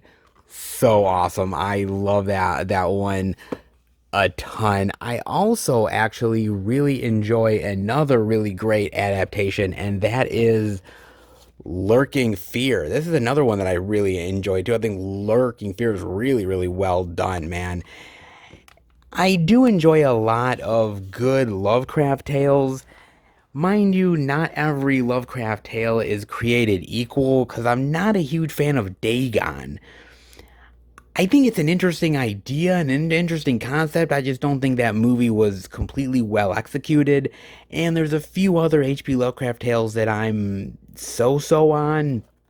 I mean, when H.P. Lovecraft is done well, it's really done well, and it's clever, and it's fun, and it's inventive, and it's weird. And then when it's done wrong, it just comes off as flat and boring and lifeless. It could go one of two ways here. I mean, The Deep Ones, it has an interesting cover to it. I love Kelly Maroney, the weird cultish disciples with white robes and fish fuckers. I mean, sure, I have no idea, man. I mean, I love a good H.P. Lovecraft tale, depending on how it's done. But this one just might come off as cheapo. And when it comes to H.P. Lovecraft, you can't skimp on the monster love. You can't do it, guys. It's a requirement of major epic proportions, man. However, I'll leave you with one great example of an indie Lovecraft tale that I actually really enjoy, man. And that's called Call Girl of Cthulhu. It takes H.P. Lovecraft and the idea of Cthulhu and turns it into a modern day uh, stripper hooker comedy. It's actually kind of weird and kind of bizarre, but I think it's actually really fun. You can take an indie concept of H.P. Lovecraft and make it into something fun and unique and interesting, or you can have weird people with rusting bitch faces and fish fuckers laying in bed. However you want your H.P. Lovecraft. Weird or weirder. Your choice. Oh, baby. Very, very interesting and very, very oddly unique. But that's the second Walmart for you. Come on. You gotta love it. Malcolm McDowell and Harvey Keitel fighting for freedom. Watch out for those really terrible Godzilla vs. Kong ripoffs. They are literally everywhere, baby. Oh, if you are treating yourself for schizophrenia, make sure that you always pick the deranged doctor. That might be the only one that your HMO covers. Oh, and if you are stuck in prison, there's a lot of things to worry about, including Mickey Rourke's face. Never mix pregnant women with reverse exorcisms. I'm pretty sure the midwife doesn't suggest it. And as far as H.P. Lovecraft goes, breeding is always best. Indeed, it is, baby. Look at this. All that weird Walmart gold. Indeed, it is, baby. Oh, very interesting things this time around, dare I say. Very, very interesting indeed, baby. And boy, what a very interesting physical media ride it has been this time around, guys. I mean, look, let's be real. Physical media is kind of hanging in the balance, so to speak, right? Because sometimes you were able to find a lot of stuff at these stores. Sometimes we're able to not find a lot of stuff, and sometimes we find a little bit of in between.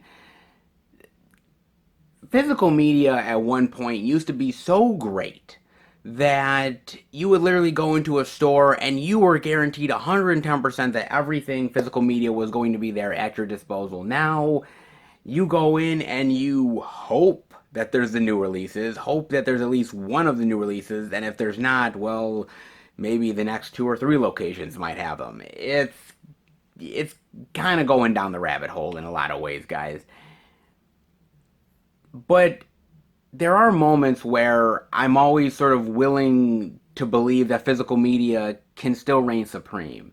And it's going to places like the second Walmart, it's experiencing things at Target, it's knowing that basically physical media still has a place within society. And I know that it's not as big of a place as it could be or that as it should be. And sometimes there's a lot of these people that push back on you when it comes to physical media. Because when I was at Target, I was talking to the electronics manager, and he ended up saying to me that, oh, well, there could be more of that physical media section that we're going to give to books. And I'm like, why? There's so many more books that you guys have already. Why get rid of the physical media? Well, because the books sell. I'm like, are you kidding me?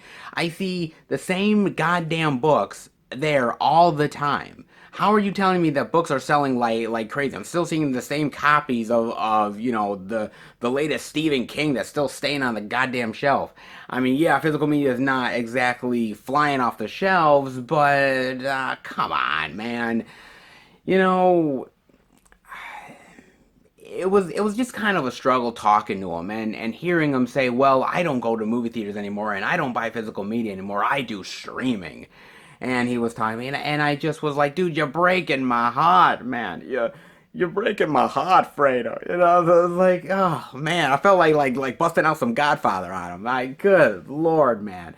I mean, I think physical media hangs in the balance because of the people who are passionate about physical media. And that includes you and that includes me. Because at the end of the day, you know, physical media, I think, has taken a lot of hits over the years. It's taken hits from digital, and it's taken hits from a lot of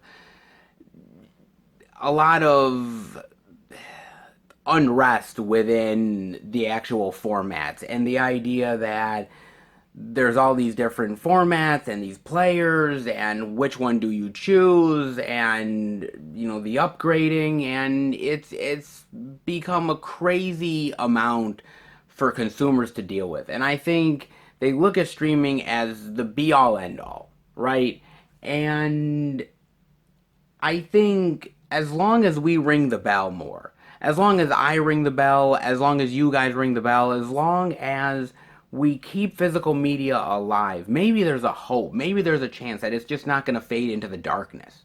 That it's not going to be this thing that was a fad back in the day and now, oh, well, that's a cool little nostalgia thing. No, I don't want that to be. I want it to be a thing that stays around for a long, long time. And that's why I love seeing physical media in all of these places. That's why I love seeing these indie titles at Walmart, because at least it gives these movies a chance to be exposed through the physical medium. That's what I think is worth it, guys, because these movies, yes, they can be drowned in a sea of other movies on a wide shelf at Walmart, maybe. But they're going to get even more drowned on a streaming service under piles and piles of algorithm and other titles that are coming out every single week and month, and it just gets drowned out, man. At least with the physical, these movies are being given a chance. At least these movies are being given a spotlight, and that's important to me, guys. That truly, truly is important. It really is. For physical media to be given a voice, for these movies to be given a physical media disc, to be given a chance to be on your shelves, that's what's important to me. And that's why it's important I show off all these titles to you, because physical media is that important to me. To keep it alive, to keep it relevant. It's in my bones, man. I love it. And so when I see more titles at Walmart, that's why I love it, because it's more exposure for the physical media format, and that cannot be bad, guys. That can never be bad. You know that. We gotta fight for everything with physical media, guys. Nowadays, it's just a fight every single day, every single week, every single month. It's a fight all the time, man. And it's a fight that I'm willing to fight for in a big bad way. And I hope you guys are too. I just love it so much. And I just want to bring it to the masses more. Let's just hope people open their eyes a little bit more. Easier said than done. Some interesting Walmart goal for sure, guys. But there's more to come. So let's dive into the next location. Hopefully more physical media love to come. All right, everybody. We are at our fourth and final location. And a week that sees a lot of unique and interesting variety of physical media. Isn't it good to end with a little beast love? Yes, indeed it is, baby. Of course it is. Come on. You can't do it out and about without a little beast in your life, and that is none other than Best Buy, the Beast. Best Buy, baby. You know what? It started out a little bit of rough waters, not gonna lie, and it's gotten much, much better. And so what will Best Buy have in store for us? Well, let's hope maybe some cool Steelbook love, maybe a lot of new release love, and maybe some surprises in between. You never know, especially with this Best Buy, but how about we go in and check it out? All right, everybody, we are in at the Beast Best Buy, baby, and I'm already seeing a new release right around the corner here, and that is none other than the Unholy, the Blu-ray digital for $19.99, man. Now, as I said earlier, this is one of many, and I mean many, of religious horror experiences. Yeah, it's kind of a genre unto itself in a lot of ways, don't you think? I mean, yeah, you have The Exorcist, and of course Exorcist 2 and Exorcist 3. You have all those ones. Of course, you have a lot of the exorcism films themselves, like The Rite, or The Exorcism of Emily Rose, or The Last Exorcism, Incarnate, stuff like that. I mean, you also end up having a lot of religious horror stuff, even like Martyrs. If you think about it, Martyrs can definitely, in a lot of ways, be considered religious horror, especially the reason why they're doing it, and to almost get closer to God in a lot of ways. Movies like that are really, really fascinating and interesting. I mean, you could even go down the rabbit hole and say movies like Rosemary's Baby is definitely religious horror in a lot of ways. Obviously, M. Night Shyamalan with something like Devil, which of course is another religious horror thing. The Devil's Advocate with Al Pacino, that's one that's definitely right down the rabbit hole. I love The Devil's Advocate, man. Of course, then many, many, many other movies, man. I mean, the religious horror is, I think, as much as faith-based movies sell, I think religious horror sells very well to the religious crowd, because I remember a lot of people at first, when The Exorcist came out, right? When that movie came out, the first Exorcist, a lot of people were like shocked by the movie, and the church was like, "Oh my God, this is blasphemy." But a lot of people saw that movie and they actually became religious because of The Exorcist. It's so wild, but it actually is, man. They were scared into basically being religious, man. And that's kind of what a great religious horror experience can do to you. It can make you almost like born again or some shit.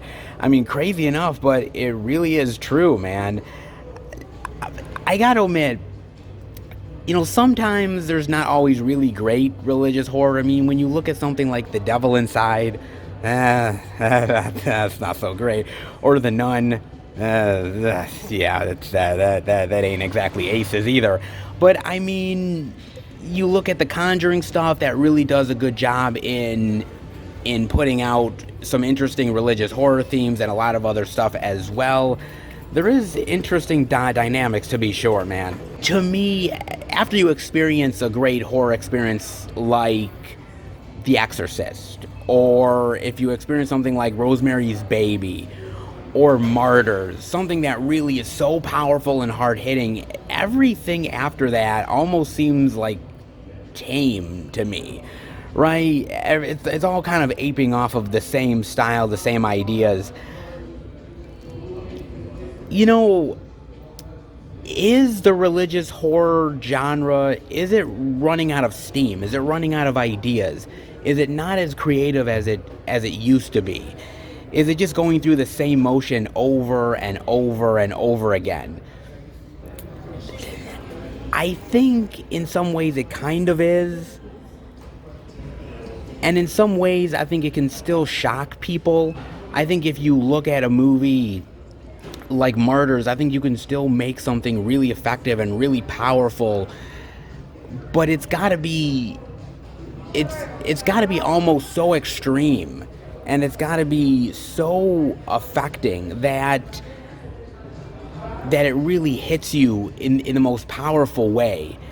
And I think a lot of religious horror hasn't done that in quite a while, man. I mean, I like the creepiness of the Unholy, and I like some of the themes of it, but I don't think it completely pulled it off either. And I think the third act kind of goes down a road that the same thing happened with sort of The Rite and a lot of these other religious horror films, that they just go really big, bombastic, Hollywood blockbuster type of deal. And I want something a little more quiet, a little bit more personal, a little bit more hard-hitting.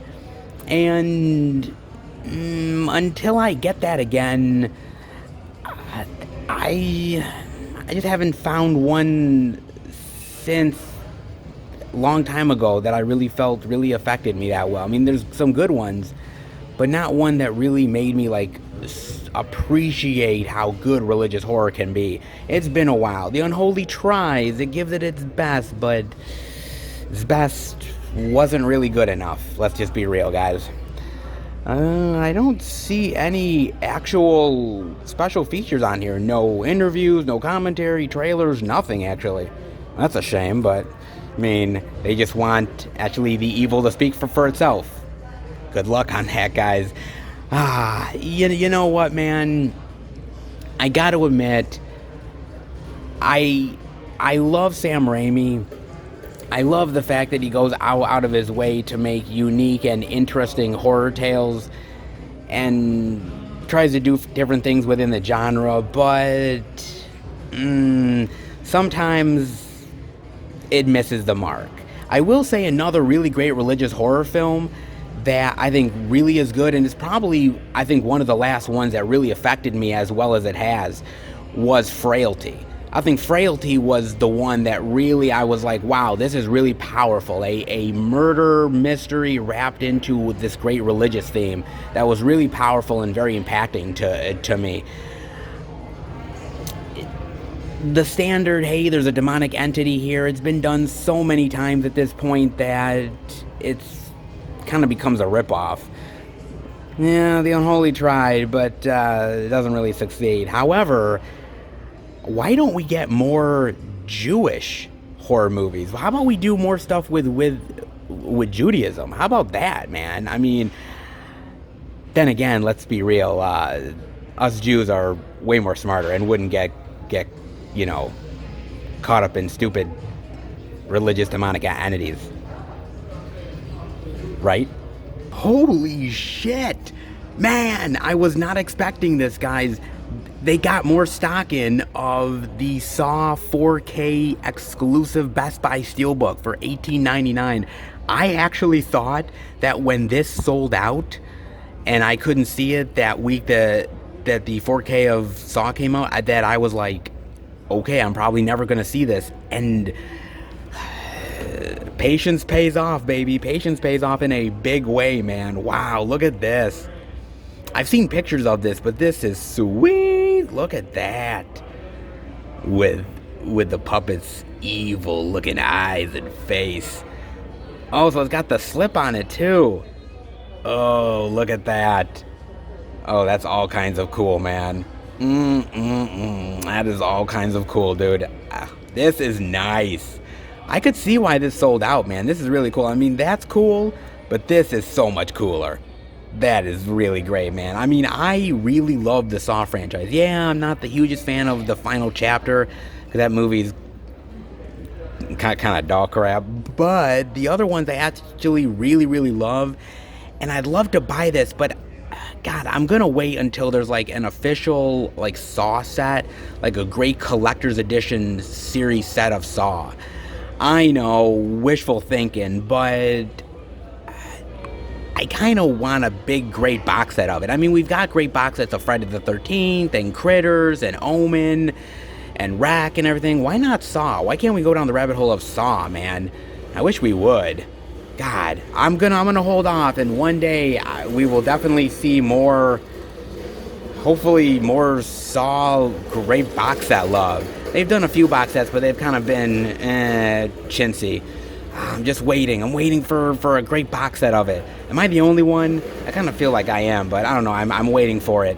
It's sweet. I kind of want to get it, but I'm going to hold off. I'm going to hold back because hopefully in the future there's going to be a great box set of all the Saw films. I know Saw is not for everybody, and everybody considers it torture porn. I actually consider it brilliant. I know. I'm a glutton for punishment. On the other side of the new releases, there's some more new release love, baby. Oh yeah, including Nobody. The Blu-ray DVD digital for $22.99 and the 4K Ultra HD Blu-ray digital for $29.99. Not bad, baby. Not bad at all. Looks like he's been around the block a time or two, dare I say, man. Now, you know, when you think action star, Bob Odenkirk doesn't come to mind. No, he's not even your second pick. He's not even your third pick. Let's be real, he's probably not even your 20th pick. Yeah, he's nobody's pick. But surprisingly, the man pulled it off. How crazy. You would never think the guy from Better Call Saul and Mr. Show would do this. But it's just a great unexpected surprise that I really love, man. And there's so many actors that has sort of surprised me over the years with doing action, man. I mean, one of the ones that I really think of is John Krasinski. I mean, think about that. He's Jim from The Office. So not action star whatsoever. And then he does 13 Hours and he blows people away, man. And now doing some great action stuff. Obviously, you know, playing Jack Ryan and really just killing it, man. He's doing great. And even if you look back in the day with a lot of stars, you look at someone like Helen Mirren, who, yeah, she's a dramatic actress, but then she does something like Red, and she's so kick-ass in Red, and now she's kick-ass in the Fast and the Furious franchise, and she's holding her own against, you know, Vin Diesel, for Christ's sake. I mean, seriously? I mean, come on, man. But then again, there's so many other actors out there that we think of them as action stars, but if you really think about it, back in the day, they really surprised people. I mean, look at Michael Keaton. When he was announced for Batman, I mean, now you'd think nothing of it, right? He's quintessential as Batman, but people were like, the guy that did Beetlejuice is Batman? Like, they were, I mean, protesting like crazy over that, man. That was wild. Even if you think of somebody like Will Smith, I mean, we think of Will Smith as an action dude, but remember, he was the Fresh Prince of Bel-Air. Everyone's like, wait a minute, this guy, the Fresh Prince, is gonna be in this action movie, Independence Day? And dude, he blew everybody away with it. I mean, think of Bruce Willis. I mean, yeah, we think of him as action man. I mean, obviously we think of him as Die Hard, John motherfucking McClane. But if you remember, he was like doing shows like Moonlighting, and everyone's like, this guy's doing an action movie? You wouldn't have ever thought he would pull it off, but he did. Even look at somebody like Keanu Reeves, man. I mean, Keanu Reeves doing something like, geez, I would say something like, obviously, Bill and Ted come to mind.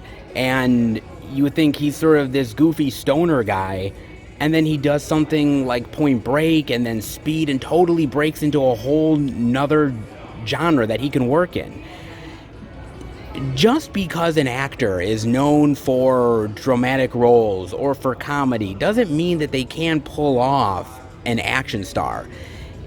It all depends on the actual role, and it depends on how far they're willing to go to prove themselves. Some are able to do it better than others. Some fall flat on their face. I mean, but I think for the most part, I've been surprised by a lot of the actors that have actually succeeded in it. People like Charlize Theron, who was considered a pretty face, this pretty girl, meek thing, and she comes off being so badass.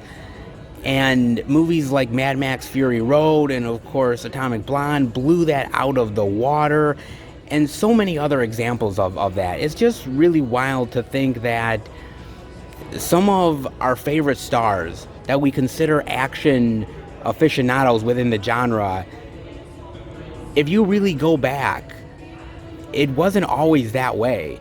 And it's sort of interesting to sort of go back in the Wayback Machine and actually sort of experience that. And experience the fact that these people weren't always what you think they were.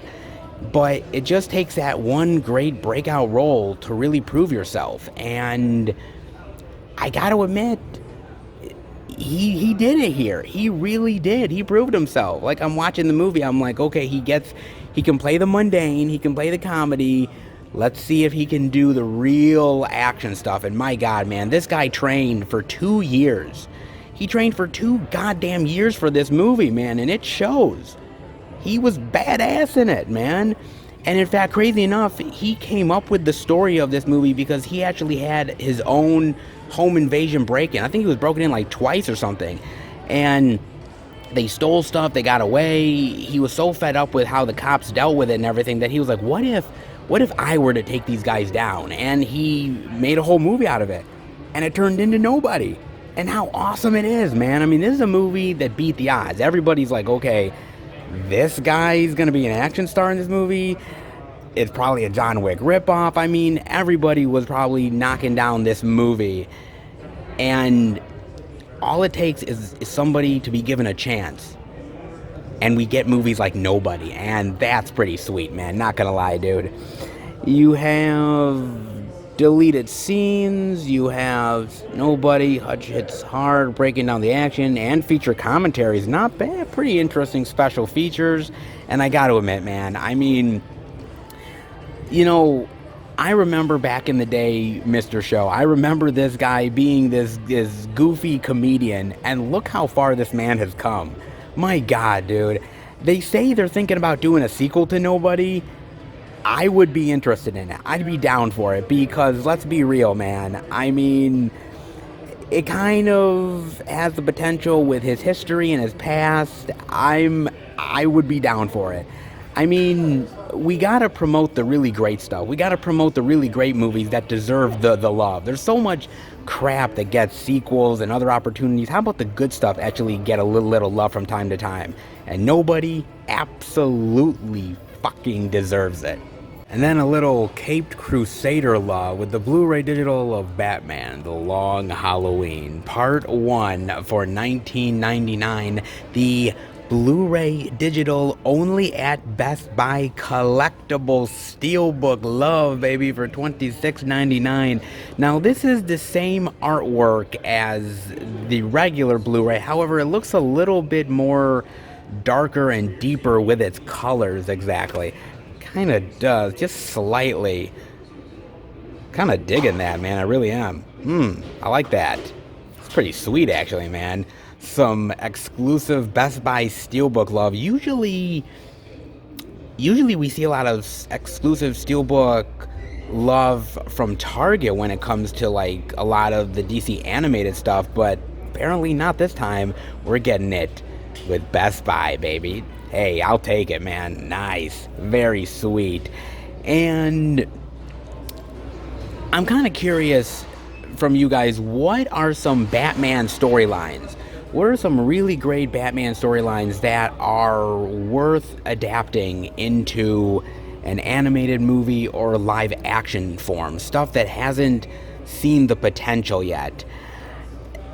One of mine, I don't know whether it got any animated love yet or not, but I would definitely love to see the Bane stuff being put out in the animated Batman movies. Yeah, we kind of got it a little bit in The Dark Knight Rises, but I didn't think it was really as fully realized as I was kind of hoping it was gonna be.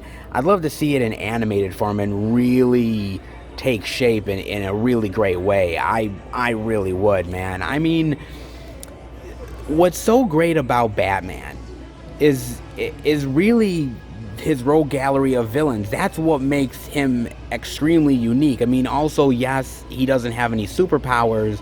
Obviously, his superpower is he's rich. I mean, let's be real. But the fact that the villains are so vibrant as what they are, I mean, dare I say, I think him and Spider-Man have to be tied for, like, the best rogues gallery of villains. I mean, whether it's the Joker or Catwoman or Two-Face, the Riddler, Penguin, I mean, Poison Ivy, Bane, so on and so forth, Scarecrow, you name it, Ra's al Ghul. I mean, my God, man, he has some of the best villains of all time, does he not? I mean, he really does, dude, and that's what makes it so unique and so great, because I think a hero is only as good as their villains. I'm curious whether you guys agree with me on that or not, but I truly feel like you can't have a really great hero without a really, really great villain to go against. I think that's why movies like Black Panther really work, because the villain is so good, or Avengers Infinity War and Endgame because of Thanos, or really why obviously The Dark Knight is so powerful, because Joker is so amazing. It's the bad guys that really prop up the good guys, and Batman has some of the best ones, man, and that's why I think I love the Batman stuff as much as I do, because, dude, he just looks like a pimp next to the rest of the bad guys, man, and they just make him look cool, dude. I mean, It's awesome. It really is. He's got so many great villains, man, and this is a great showcase for some of those villains. And I love the storyline, the action, the mystery, the intrigue. Everything goes really great with this movie, and it's just an awesome, awesome film that I really dig, man. I dig this film to no end. I think part one is absolutely amazing, and I really can't wait for part two. Like I said, I have no idea about the Long Halloween. I have never seen any of the comic books, never read any of them, so this is all new to me when it comes to Batman. In fact, a lot of the storylines when it comes to Batman is all new to me, and I just absolutely fell in love with this movie, man. And now I am jonesing for part two in the biggest bad way, man. You have, let's see, a sneak peek into the next DC Universe movie, of course, Batman The Long Halloween Part 1, and from the DC Vault 2 bonus cartoons. Not bad at all, man, and my God. You know, DC, I can't say DC does it best with the live action. That's all Marvel, baby. That's all Marvel. But when it comes to the animated stuff, hands down DC, and they proved it yet again why they are the titans of the animated realm, because man, they kick all kinds of ass, and these movies always prove it, man. That is awesome. So cool, man. Some really good, great new release physical media love, not have bad guys. Of course, they've sold out of a lot of Godzilla vs. Kong as well. They only have a few copies left of that, but hey, something's better than nothing, put it that way. Boy, a little light on some of the releases, but hey, we got a lot of new release love so far, and I am loving it. Not bad. Let's see what else Best Buy's got. And over in the backside, actually not bad, honestly. Yeah, a few holes here and there, but they've definitely refilled the section a little bit. Not so bad, honestly. And actually, a few releases definitely worth checking out. They do have the Blu-ray digital of Siberia for $14.99, man. Paying $14.99 for a clusterfuck of an experience, man. Damn. Good lord, dude.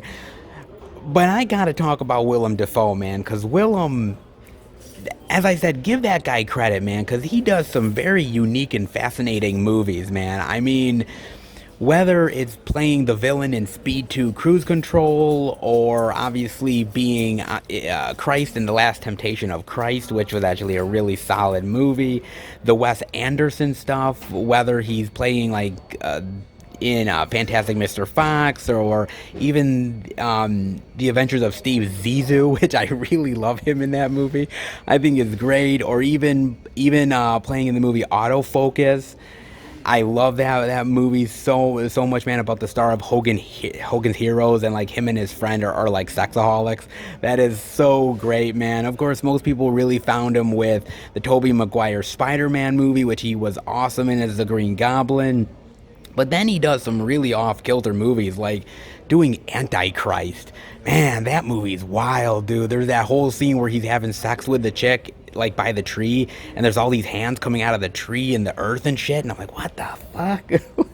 He doesn't mind like getting naked and doing some wild scenes in movies and everything. I mean, but he doesn't mind being, you know, a big time actor doing big time roles like Aquaman or Spider-Man, or doing some of those roles, or doing more off-kilter stuff like Shadow of the Vampire, which is so awesome. Shadow of the Vampire is great, man. I love that.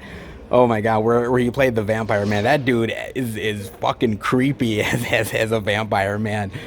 Yo, he was great. He was awesome. I loved it, man. He's fantastic. I love Willem. I really do, man. And he's one of those really great actors that doesn't mind switching it up from time to time, and I really do appreciate that about him, man. I mean, he's done some really wild and crazy roles. He's done movies that make no sense. He's done big Hollywood blockbusters, cheesy flicks. I mean, he's an actor that wants a good meaty role. It doesn't matter whether it's this big studio film or something indie.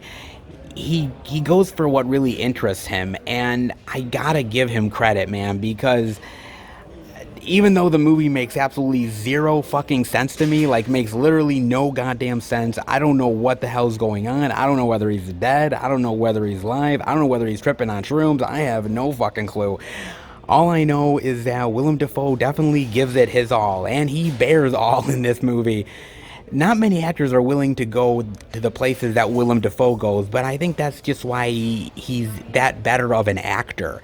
I kind of feel that, man. I don't know whether you agree with me, but I think he's one of the best. I truly, truly do, man. And I'm always interested to see where Willem Dafoe goes next. I really do, man. Ah, what a wild film, dude. I mean, no special features here, but I would have been fascinated. I would have wanted some clarity on what I fucking saw, dude. It was wild. I mean, it's from Abel Ferreira, and he did King of New York, which I love. He did Bad Lieutenant, which is awesome. I love that movie. But this, ooh, I don't know if he was on major cocaine. I don't know if he was on tripping on E. I have no idea, but man, somebody needs to give me some clarification on what I just saw, man, because this is a wild movie that goes in some weird places. But hey, the actors commit, the director commits. If you're looking for some weird love, like something out of like some weird Tree of Life shit, boy, you are in for one hell of a ride. Oh, then we're seeing the Blu-ray of the Paper Tigers for $17.99. Oh, what is this, baby? The Paper Tigers, man. Look at that. Oh, great. From Welgo, USA. Nice. Look at that. Oh, what is this about? As teenagers, Kung Fu disciples Danny, Hing, and Jim were inseparable. Fast forward 25 years, and each has grown into a washed-up middle-aged man, seemingly one kick away from pulling a hamstring. Wait a minute. That sounds like me. What the fuck? Oh, jeez. And not at all preoccupied with thoughts of martial arts or childhood best friends. But when their old master is murdered, the trio reunites, soon learning that avenging their Sifu will require conquering old grudges if they are to honorably defend his legacy. That's interesting. Ooh, look at that. Does that look like Giovanni Ribisi to you? Yo, that totally looks like Giovanni Ribisi, man. Is he in this movie? I don't know. Dude, that definitely looks like him, though. I don't see him on the actual credits or anything of the movie, but that totally looks like him. Interesting if he's in a little martial arts flick. I do love a good martial arts movie, okay? Martial arts is not... The martial arts genre, I should say, is not my favorite genre of all time. I like it. I don't love it. I appreciate people like Jet Li and Jackie Chan and obviously Chuck Norris and all of those people who have made the genre what it is. And I appreciate people actually going forward and making more great stuff within the martial arts genre. Obviously people like Donnie Yen and Scott Adkins and many, many others. I mean, Jean-Claude Van Damme is still trying his tricks, and, so is Seagal. But I do appreciate it. And actually, honestly, my father, when he was alive, the martial arts genre was actually weirdly one of his favorites. He loved movies like Bloodsport and the old Jackie Chan stuff. He loved that stuff, man. So I have an old school love for it, but I don't dive into it like I do other genres. Maybe I should, though, but I mean, I will say this, the newer stuff is interesting and intrigues me, but I don't know, I love the older stuff, man. Obviously, the Crouching Tiger, Hidden Dragons of the world, the old school Donnie Yen movies.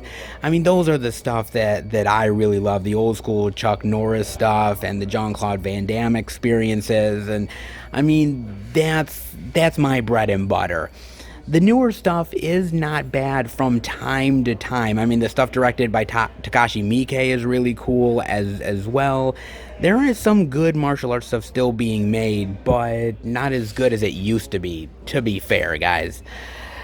Could this be good? Maybe. I kind of like the idea of these old middle-aged men who are out of shape and don't give a damn, and they have to get back together to try to fight for the love of their master. I like that. It's got some good comedic elements to it, probably some good badassery, most likely.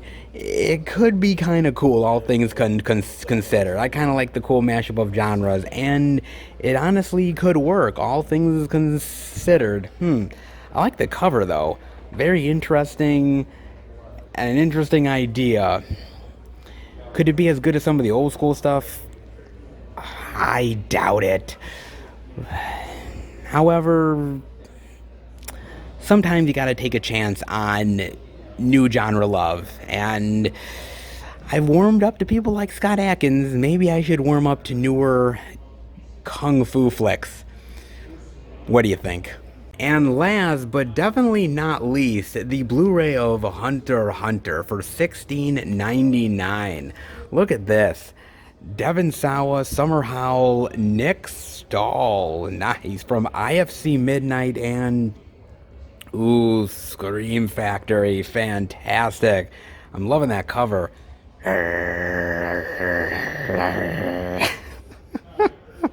A little fighting wolves action, maybe? Possibly? Let's dive into this one. In the remote wilderness, fur trapper Joseph Mersault and his family struggle to make ends meet, believing their traps are being hunted by a returning rogue wolf. Joseph leaves his wife and daughter on their own as he launches a determined search to catch the apex predator in the act. Growing increasingly anxious as Joseph's absence continues on, Anne reaches new heights of paranoia when a mysterious and severely injured man appears on her doorstep. And soon the threat of a predator in the woods becomes a threat much closer to home. Oh, so Devon Sawa fighting wolves Liam Neeson style? Maybe? It definitely reminds me of The Grey in a lot of ways, man. It definitely does. Sort of this kill or be killed, survival of the fittest versus nature type of movie. Very interesting, man. Very interesting indeed. And I got to admit, I really love Devon Sawa, man. I really do. And Devon Sawa is actually kind of making a little bit of a comeback, isn't he? I mean, he was in that third Escape Plan movie. Yeah, that movie's real shit, guys.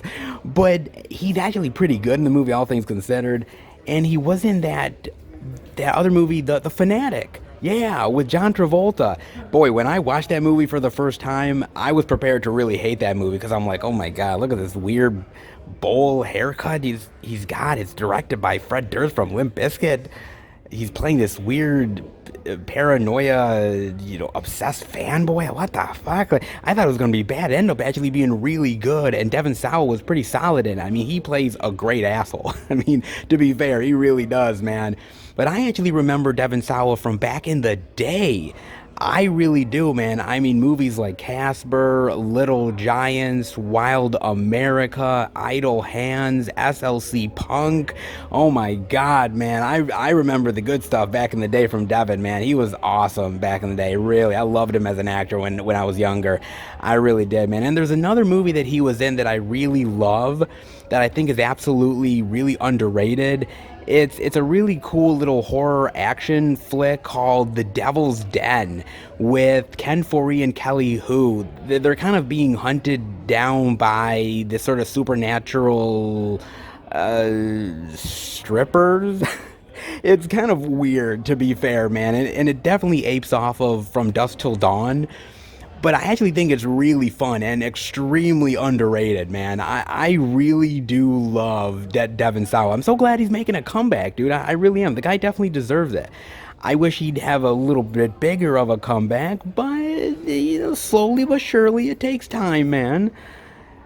So good to see him do more flicks, actually. This looks like a really cool little survivor, man versus wolf sort of killer flick. Looks kind of interesting, actually. And more IFC Midnight Scream Factory love is never a bad thing. Never at all, man. Not bad. Actually pretty good. And not bad this week at Best Buy, man. Some indie love, the new release love, steelbook love. A lot of really great stuff this week at the Beast. Not half bad, actually. Alright. Let's head out. Beast didn't do half bad this week. All things considered, baby, it did not do bad at all. I mean, We saw some Steelbook love that I was not expecting. Steelbook love that was out of print that I actually finally got a chance to check out. All the new releases, some indie love as well. When Best Buy puts the physical media out, when they actually do their job, we get good weeks like this. I mean, actually, it's pretty well stocked over here. I mean, not bad. I mean, there is a few gaps here and there, a few holes, but they did restock, and it actually looks pretty decent, all things considered, man. Does that mean that Best Buy is back with physical media? No, not exactly, because every week is going to be a gamble. I mean, this is physical media, and unfortunately, it ain't like the old days, ladies and gentlemen, but that doesn't mean that we still can't get some really great physical media weeks from time to time. It might be just a little bit more difficult at moments. I mean, truth be told, we started out bad, okay? And we picked incredibly up from the second store on, and we ended in a really great way. Best Buy definitely delivered, and this week I can officially say the Beast is back. Kind of. Hey, for 1 week it's back. I'll take it. Okay? I will take it. Alright, guys. It ain't perfect, but it ain't bad. And as a physical media lover, when I'm going to these stores and doing the out and about, I'm not expecting greatness anymore. I'm just expecting decent physical media out and for it to be worth my time. And Best Buy, well, they met the criteria. And I'll take it. That is for damn sure, guys. I hope you guys enjoyed all of the physical media love this week. How about we head home and finish the video? All right, everybody. That'll do it for the Blu-ray and DVD out and about video this week. And my God, man. There was a lot of physical media to show off this week. I was really surprised, especially after going to the first location. You know, when I left that first location, I was like, oh my God, if every store is like this, it's going to end badly. And the rest of the stores picked up the physical media in an amazing way, and we had so much stuff to show off, and I'm just so thankful for it, man. I mean, what I'm learning, and I'm always learning with these videos, guys, but I'm always learning, and the fact that I'm coming to the realization that physical media is an absolute gamble every single week, because you don't know when you go into these stores whether you are going to walk in there completely empty-handed like Mother's Hubbard's cupboard, or you are going to absolutely strike gold with so much physical media to show off. You just never know. Physical media is not what it once was back in the day, and it's so unpredictable, and you never know what you're going to get week in and week out. And we've had really bad weeks, and we've had really great weeks, and you just got to go with the flow at the end of the day. And I'm just happy that this week ended up being really plentiful, but you just don't know until you walk into these stores and experience it. You just don't ever really know what you're walking into. And so it's always an adventure doing these. And I love physical media, but I'm slowly realizing that sometimes you hit it big and sometimes you end up going flat out, wah, wah, absolutely empty, guys. Look, I would love it. I would absolutely love it if every single week I go into these stores and every store has huge amounts of media and it's overflowing, and I'm literally like, you know, like Demi Moore on the bed of Indecent Proposal, and I'm just like, like I'm just slathering myself with physical media. That would be kind of weird, but you know, sure, why not? But I just realized that's just not the case anymore, man. That's just not. And I'm happy for the weeks that we do have that are really plentiful, and I realize the weeks that are not, hey, it'll pick itself back up. And so you just got to go with the flow at the end of the day, man. And I'm slowly learning that. But it was a very interesting adventure this week, to say the least, guys, and a lot of very interesting titles and variety. Hopefully, you guys picked up something good. If you did, definitely let me know. As far as I'm concerned, well, actually, I want to say a big thank you, by the way. Big thank you, first of all, to Daniel for sending me this really, really great DVD to End All Wars. I've definitely not seen this. I'm definitely very interested in checking this interesting war film out. Thank you so much. And by the way, thank you to Kresha. I mean, first of all, for the great freshman Blu-ray, which is absolutely awesome. I love this movie so much. And for it's the final countdown.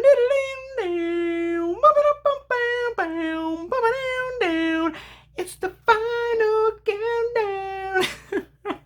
Yes, baby, the final countdown. This is awesome. I am so shocked by this. I don't know what to say, man. This is absolutely awesome. In fact, what am I talking about? They're all awesome, guys. They are absolutely all fantastic, 100% amazing. I love these. You guys have been sending amazing stuff in the P.O. box, and this is no exception, man. Absolutely awesome. Thank you so much, guys. I truly appreciate it. This is beyond awesome. It really is, man. So those were a really great, pleasant surprise at the P.O. box. That was awesome. Now, I actually picked up a title in the stores, guys. I ended up picking up the Blu-ray DVD digital of Nobody. Yes, I picked it up, baby. I actually picked it up over at Target. I went back to Target after I left Best Buy because I was going to pick it up at Best Buy, but I was looking at all the slipcovers, and all the slipcovers were really badly damaged. And I'm like, oh, come on, man. And so I went back to Target, and they had some very minty slipcovers, and so I was like, okay, I'll just buy this. I mean, yeah, I could have bought the 4K somewhere, but you want to know what? I'm happy with the Blu-ray for this, and I just really love this movie. The action is awesome. I think Bob Odenkirk is absolutely phenomenal in this movie. I think it's got some funny moments. I think it's thrilling.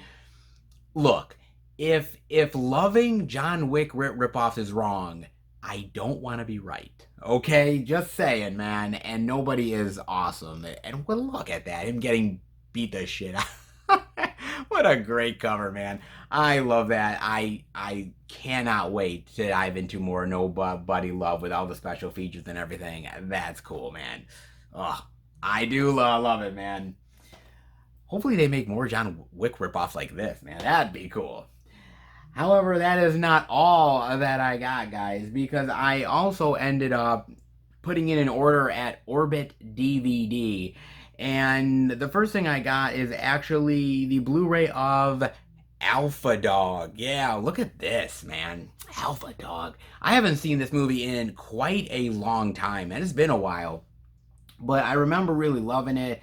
And it was one of those really great indie films to come out and really sort of blow up in the indie scene. People really loved it and was talking about the movie. It's a solid little thriller that I really love, inspired by true events, wild true events, man. And what a cast. I mean, Emile Hirsch, Ben Foster, Sharon Stone, Anton Yelchin, Bruce Willis. What a really fantastic movie. And when they announced this on Blu-ray, I was like, oh, I've got to pick this up, guys.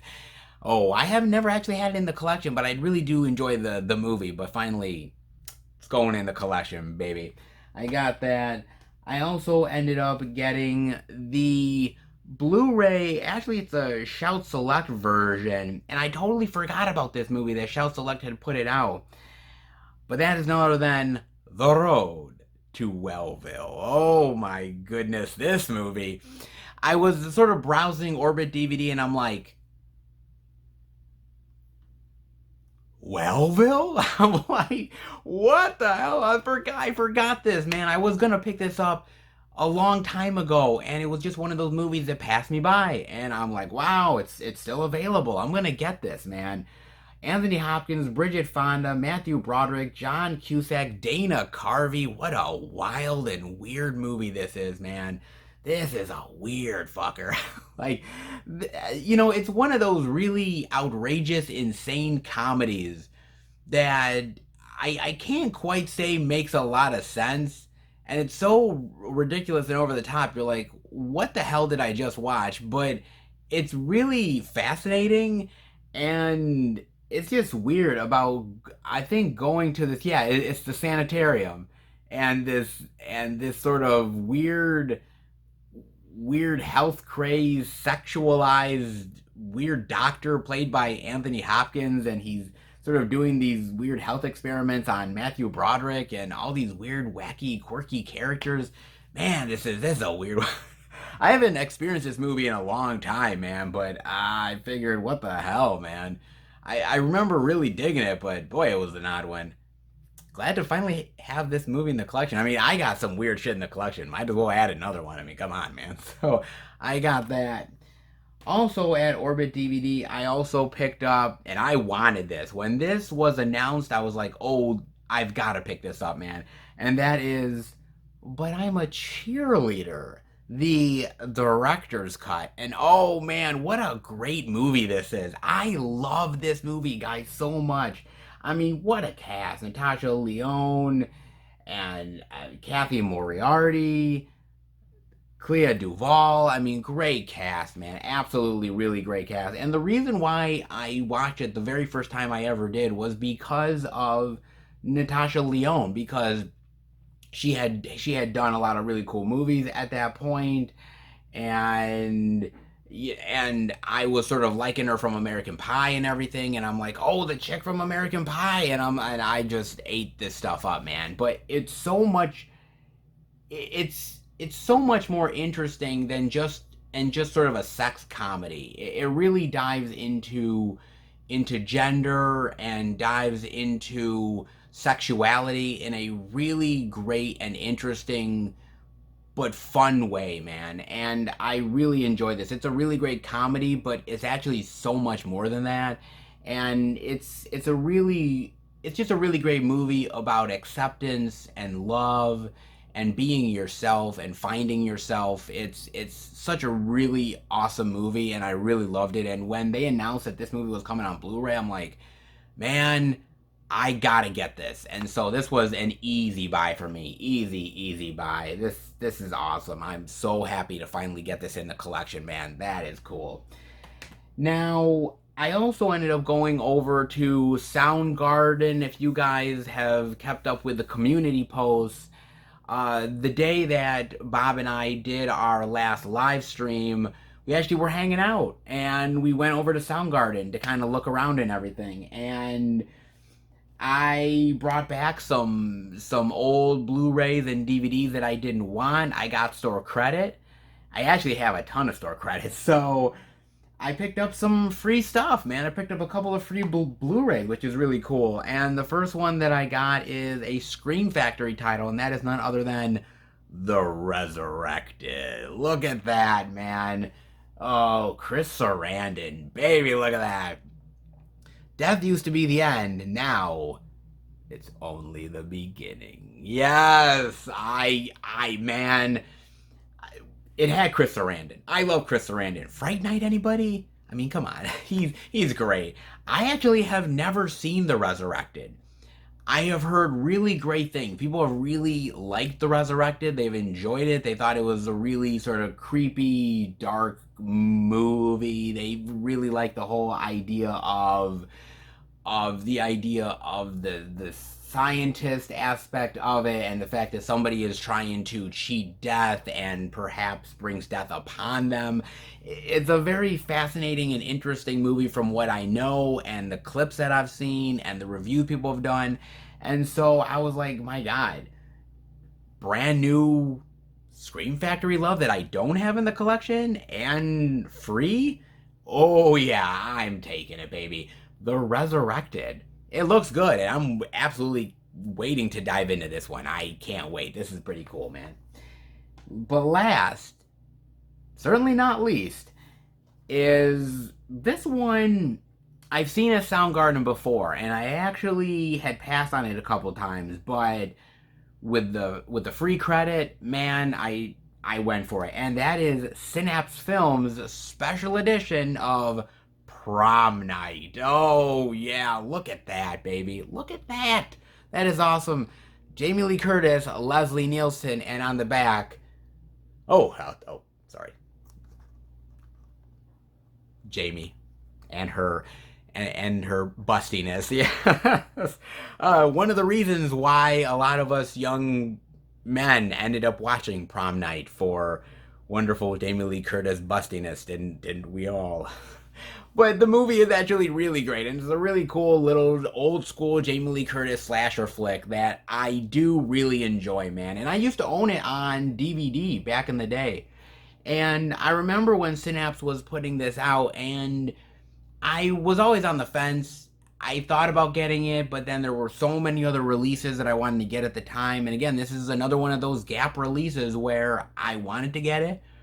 I thought about it, and just there was other things to get, and it just left my mind. But seeing it at Soundgarden several times, I've always been like, maybe. And with the free credit, I was like, man, that is awesome. So I decided, why not dive in?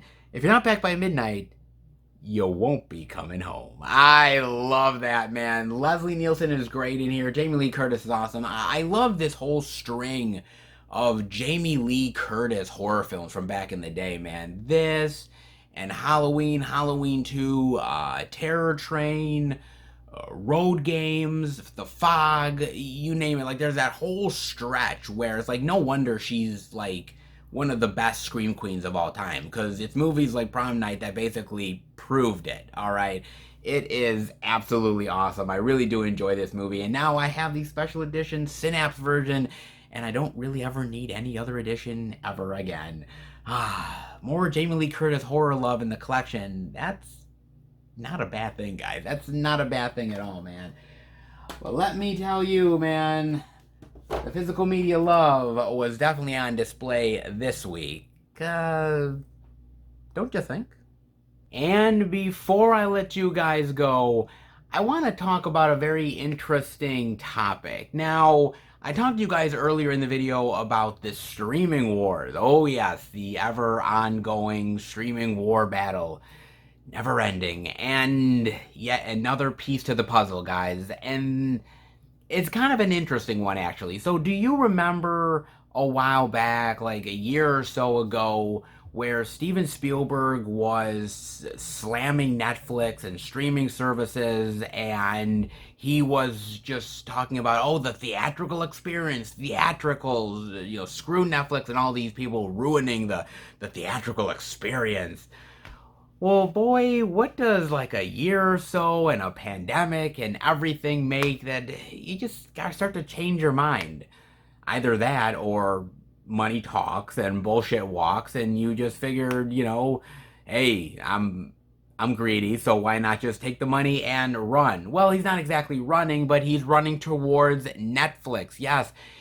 His company, Amblin Entertainment, has made an exclusive deal with Netflix for new exclusive content only on the platform. So now, not only is Amblin Entertainment going to be making content for Universal, but at the same time also be making exclusive content only on the platform of Netflix.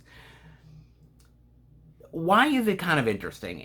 It's interesting because a director, a high-profile, big name director like Steven Spielberg, who was all on board with just the theatrical experience, has now sort of eased off of that and has now only went for, streaming services. I mean, obviously he's doing stuff with Apple TV, but now he's in bed with Netflix.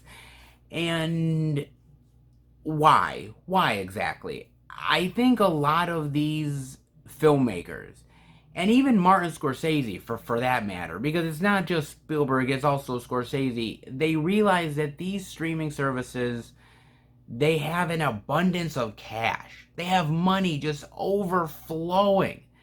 And these filmmakers, they have an opportunity to do stuff on the platforms that maybe they're not being given through the studio system. I mean, think about it this way, right? You look at The Irishman, and there is no way in hell that a studio, especially nowadays, would ever give Martin Scorsese the money that he truly needed to do The Irishman the proper way that he needed to do it. So he went to Netflix, and Netflix was willing to give him what, like $150 million or something like that to do a 3-hour crime drama. I mean, it's wild to think, but they have cash to burn, and these filmmakers have an opportunity to use it to their advantage and their benefit. Can't quite say I blame them on that, but also you have to understand that, as I said earlier, content is king. And I mean that 110%, guys. Content is 100% king here.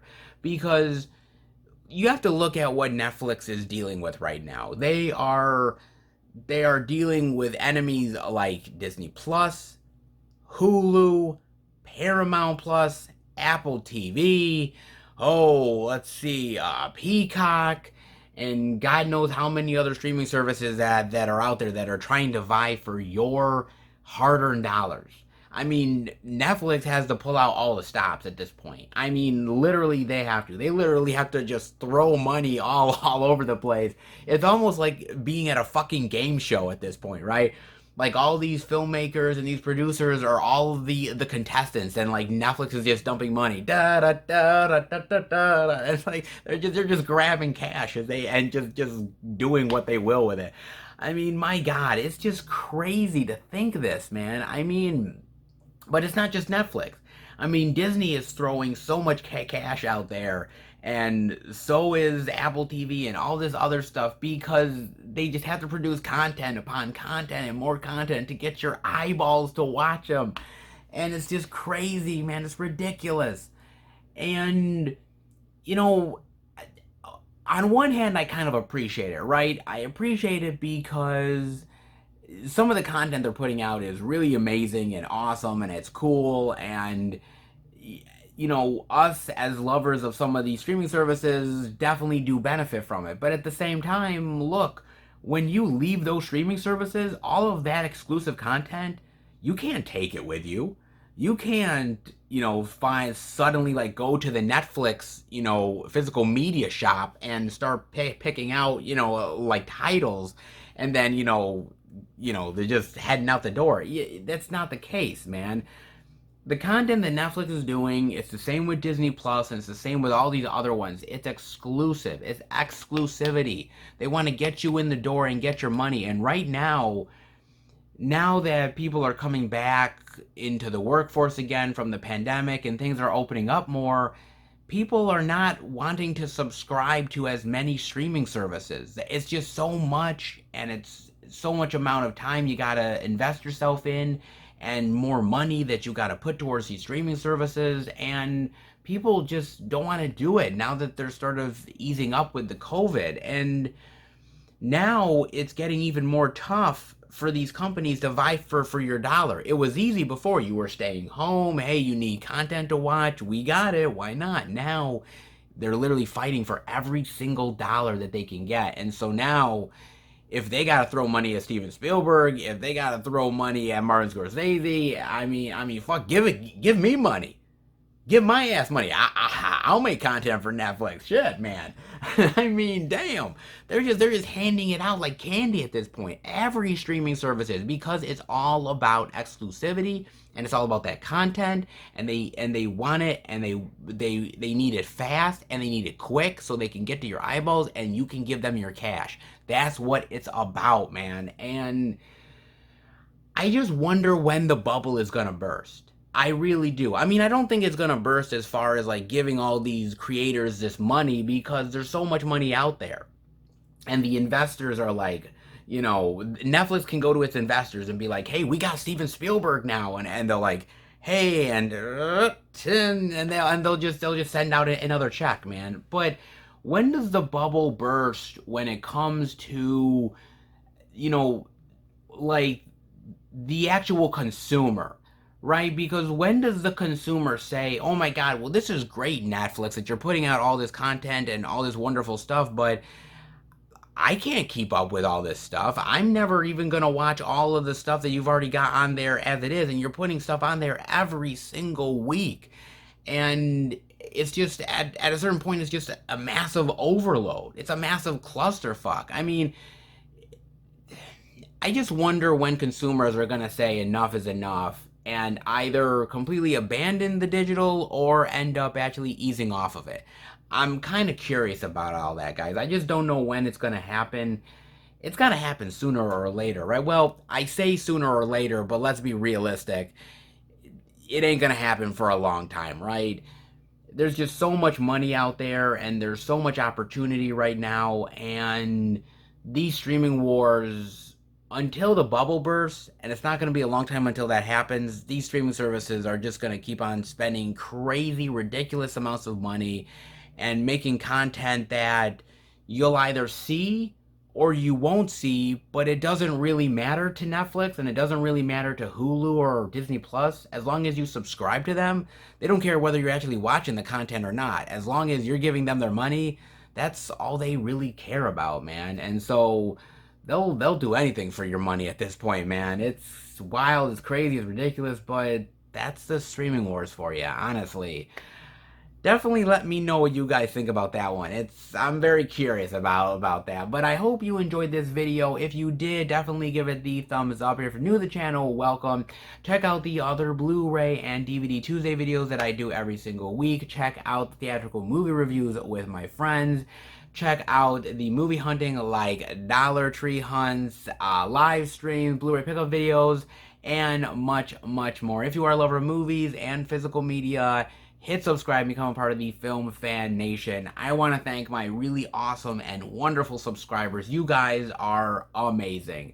The kind of love that you give me really makes me continue doing this and really wanting to strive for more and strive for better, man. And you guys lift me up in the best way possible, and I hope I do the same for you guys as well. You guys give me love, and man, I hope I give the love right back to you. I hope I do, man. Thank you so, so much.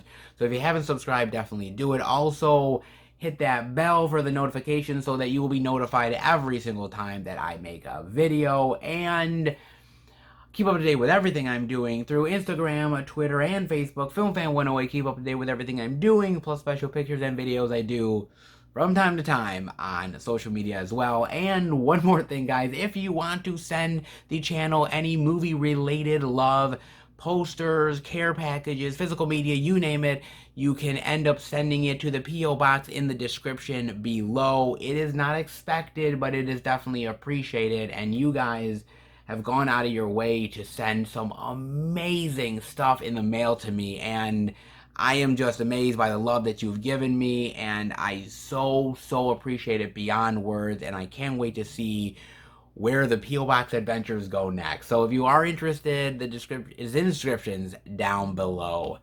Alright, everybody, this was a very unique and very plentiful out and about indeed. I hope you enjoyed it. Take care, everybody. I will see you back next week for more physical media out and about adventures. Take care, everybody, and remember, happy hunting.